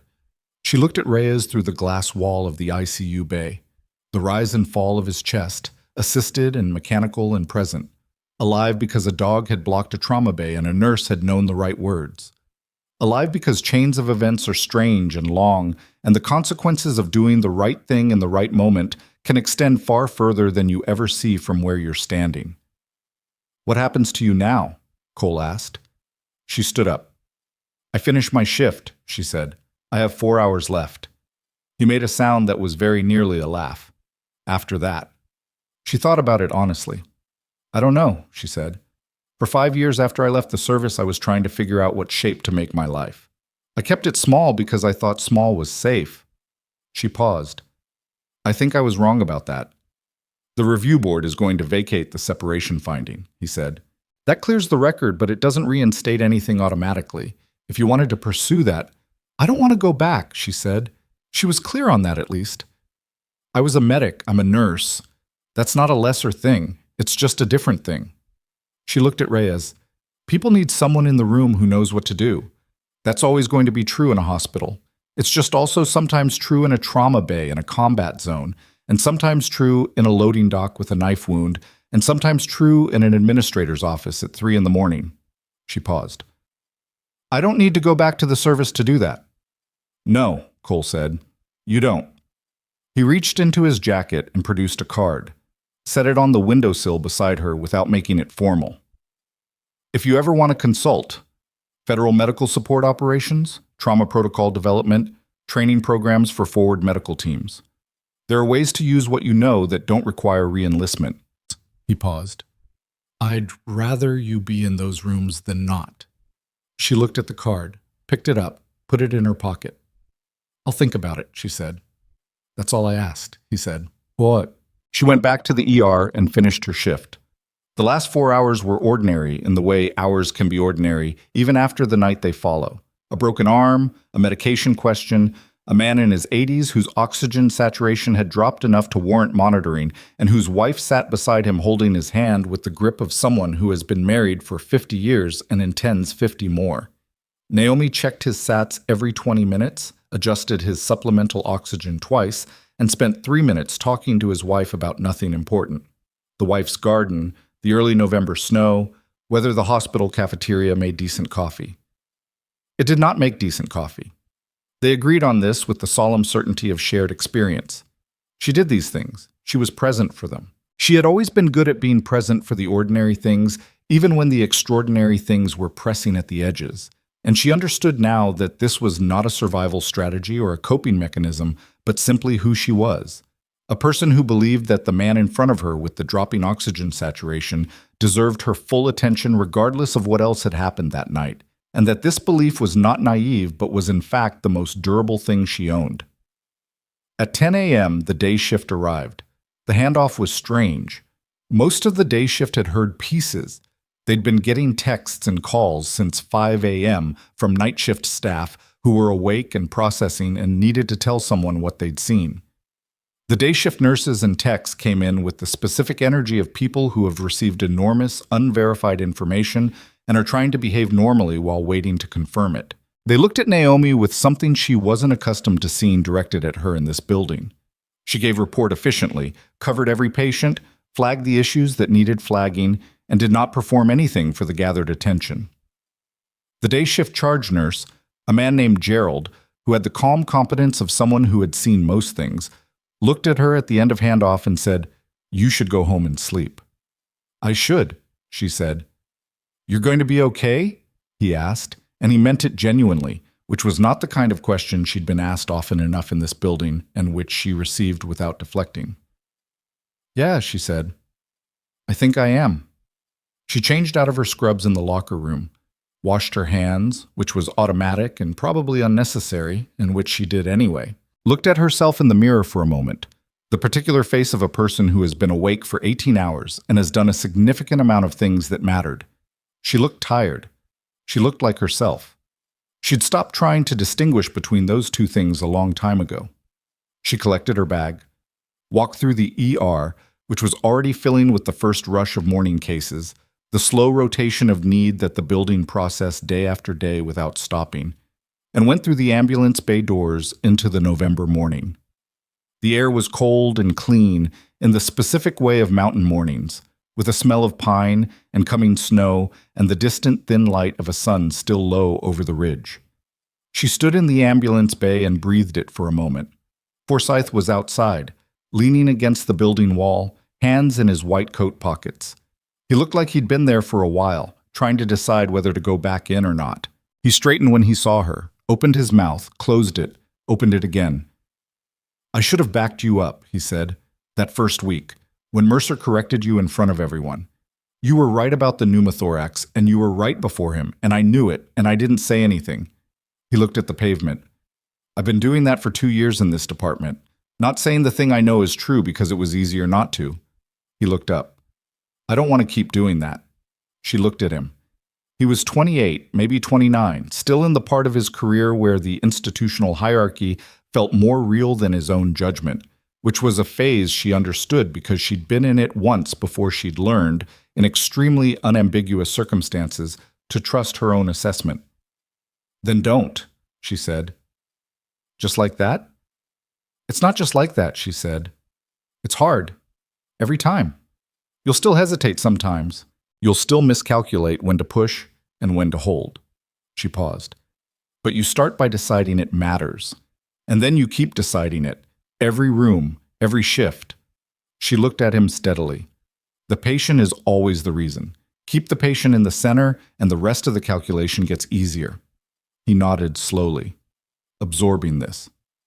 Go back inside, she said. Your patients need you. He went. She walked to her car, unlocked it, sat in the driver's seat for a moment before starting it. The duffel bag was in the trunk, locked, as it had been every day for 3 weeks. Inside it were the things she'd kept from her service years. Not many things, because she'd traveled light and lost more than she'd kept. A photograph of her team taken outside a forward operating base, everyone squinting into the sun. A patch from the 75th Detachment. Garza's handwriting on a supply request she'd never thrown away. The specific loop of his G's, a man who'd been trying to finish a civil engineering degree and who was going to be recorded, now, correctly. She'd kept that duffel locked because opening it meant acknowledging that those years were real and present and connected to her current life. She'd told herself she was protecting herself. She understood now that she'd been protecting the story that said she'd chosen to leave, that the separation had been her decision, that the small, quiet life she'd been living was preference rather than exile. The story was over. She reached under the seat and found the small key that opened the duffel lock. She held it in her palm for a moment, then she put it in the cup holder where she could see it. She wasn't going to open the bag today. She was going to go home and sleep and eat something and let her body process 18 hours of the most consequential work she'd done in years. But she was going to leave the key where she could see it because she was done keeping herself locked. She started the car. The Federal Review Board convened 61 hours later, faster than anyone had predicted, because the documentation from Reyes's case and the Voss arrest had created a legislative pressure that moved bureaucracies at unusual speed. Naomi attended by video call from her apartment, dressed professionally, hands flat on her desk in the habit she'd learned from a medic named Reyes, who'd known how to hold herself together in hard rooms. The review took 40 minutes. The medical separation finding was vacated unanimously.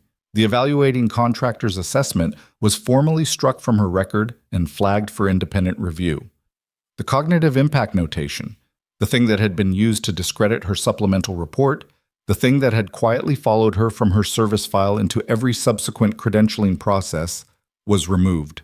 The supplemental incident report she'd filed in 2019 was entered into the active operational record as a credible, accurate, and previously suppressed account of intelligence chain compromise.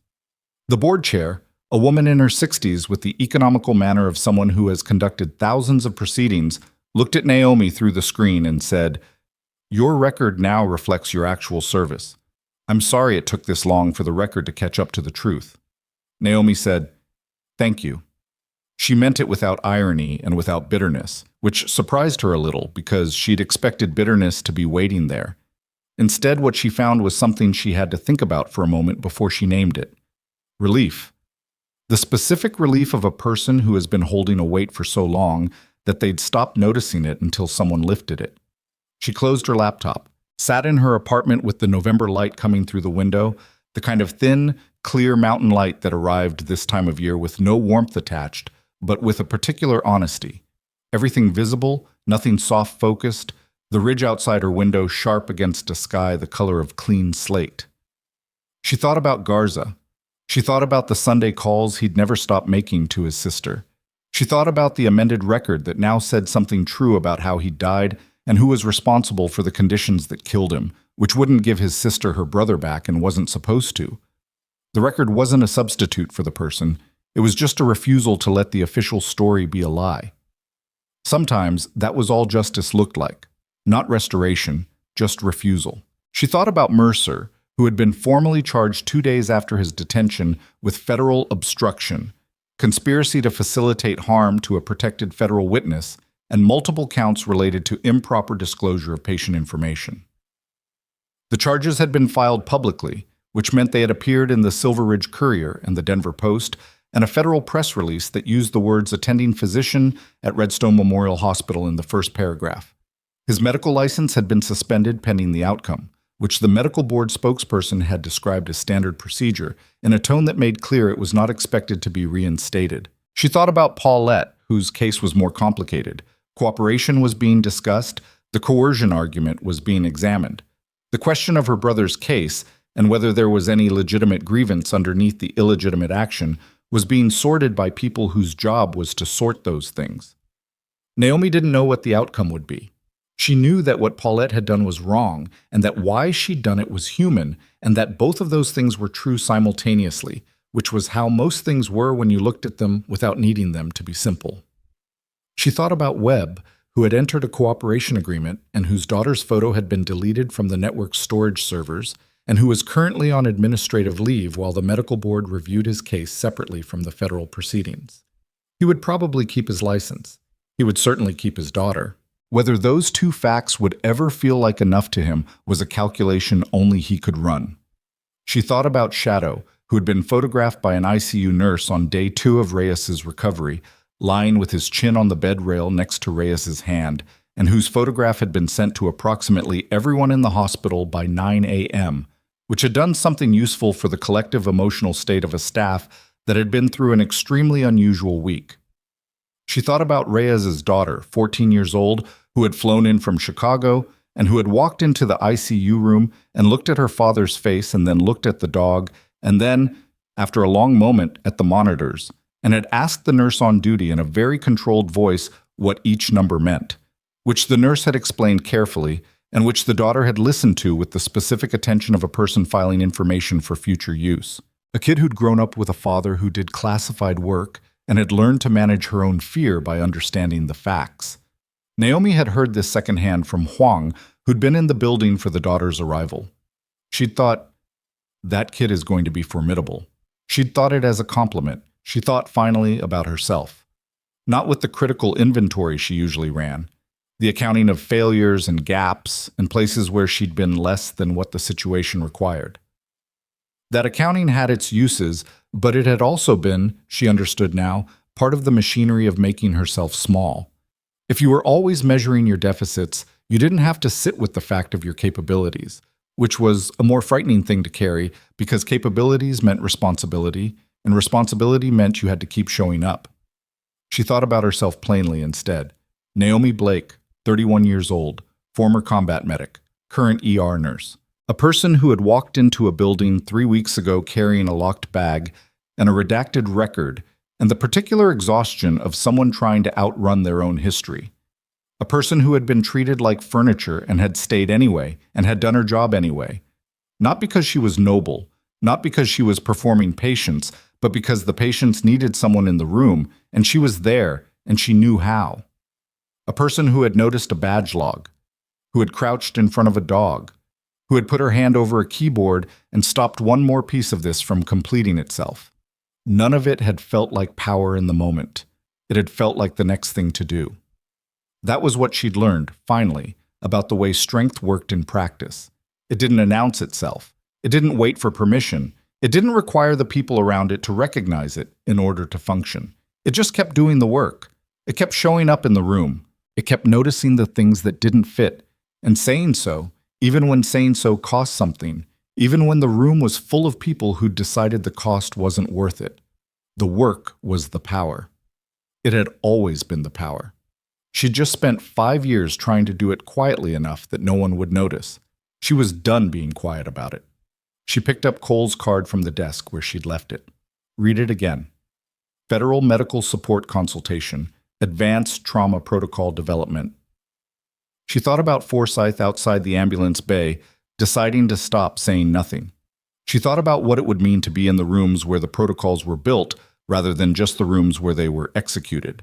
She set the card back down, picked up her phone, opened a new contact. She typed Cole's number. She didn't call yet. She'd sleep first because she was a person who valued sleep, and the last 72 hours had been aggressive on that front. But she saved the contact and she left it there, available, which was a different thing from the locked duffel and the Highway West and the 5 years of careful smallness. Outside her window, the first snow of the season had begun to fall on Silver Ridge. Not a storm, just the quiet arrival of winter, flakes moving sideways in the light, settling on the Pine Ridge and the hospital's roofline 2 blocks east and the empty road below. Ordinary snow, a mountain doing what mountains did in November. She watched it for a while. She thought about the things that had been true this whole time, underneath the dismissals and the separations and the years of being made to feel like she was less than what she knew she was. She thought about the fact that the truth of a person doesn't actually change when the people around them fail to see it. The dog had known. The patient had survived. The badge log had been there, in the system, waiting for someone who knew how to read it. She had always been exactly what she was. The world had just taken a very long, very expensive detour to figure it out. The snow fell. The hospital 2 blocks away continued its work, the endless, necessary work of people showing up in rooms where other people needed them, shift after shift, the machinery of care that kept running, regardless of what happened inside it. She was part of that machinery. She had always been part of it, even when the machinery was trying to tell her otherwise. She was going back tomorrow. New shift, new patients. A department that was going to feel different without Mercer's particular gravitational field pulling everything toward deference. A department that was going to have to figure out what it looked like when the hierarchy was built on competence rather than rank. She was going to be there for that. She was going to keep noticing things that didn't fit, keep saying them out loud, keep putting her hands on the work that needed doing without waiting for someone to tell her she was allowed. She was going to be imperfect about it. She'd miscalculate sometimes, push when she should hold, miss things she should catch, be wrong in the specific ways that humans are wrong when they're doing difficult work in difficult conditions. But she was going to be there, fully there.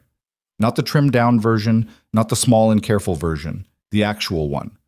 The one that crouched in front of a dog in a frozen trauma bay and said 2 words and changed the shape of the night. The snow kept falling.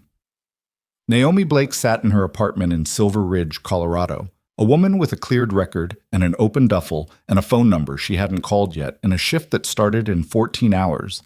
And she felt, for the first time in a long time, like exactly the right size.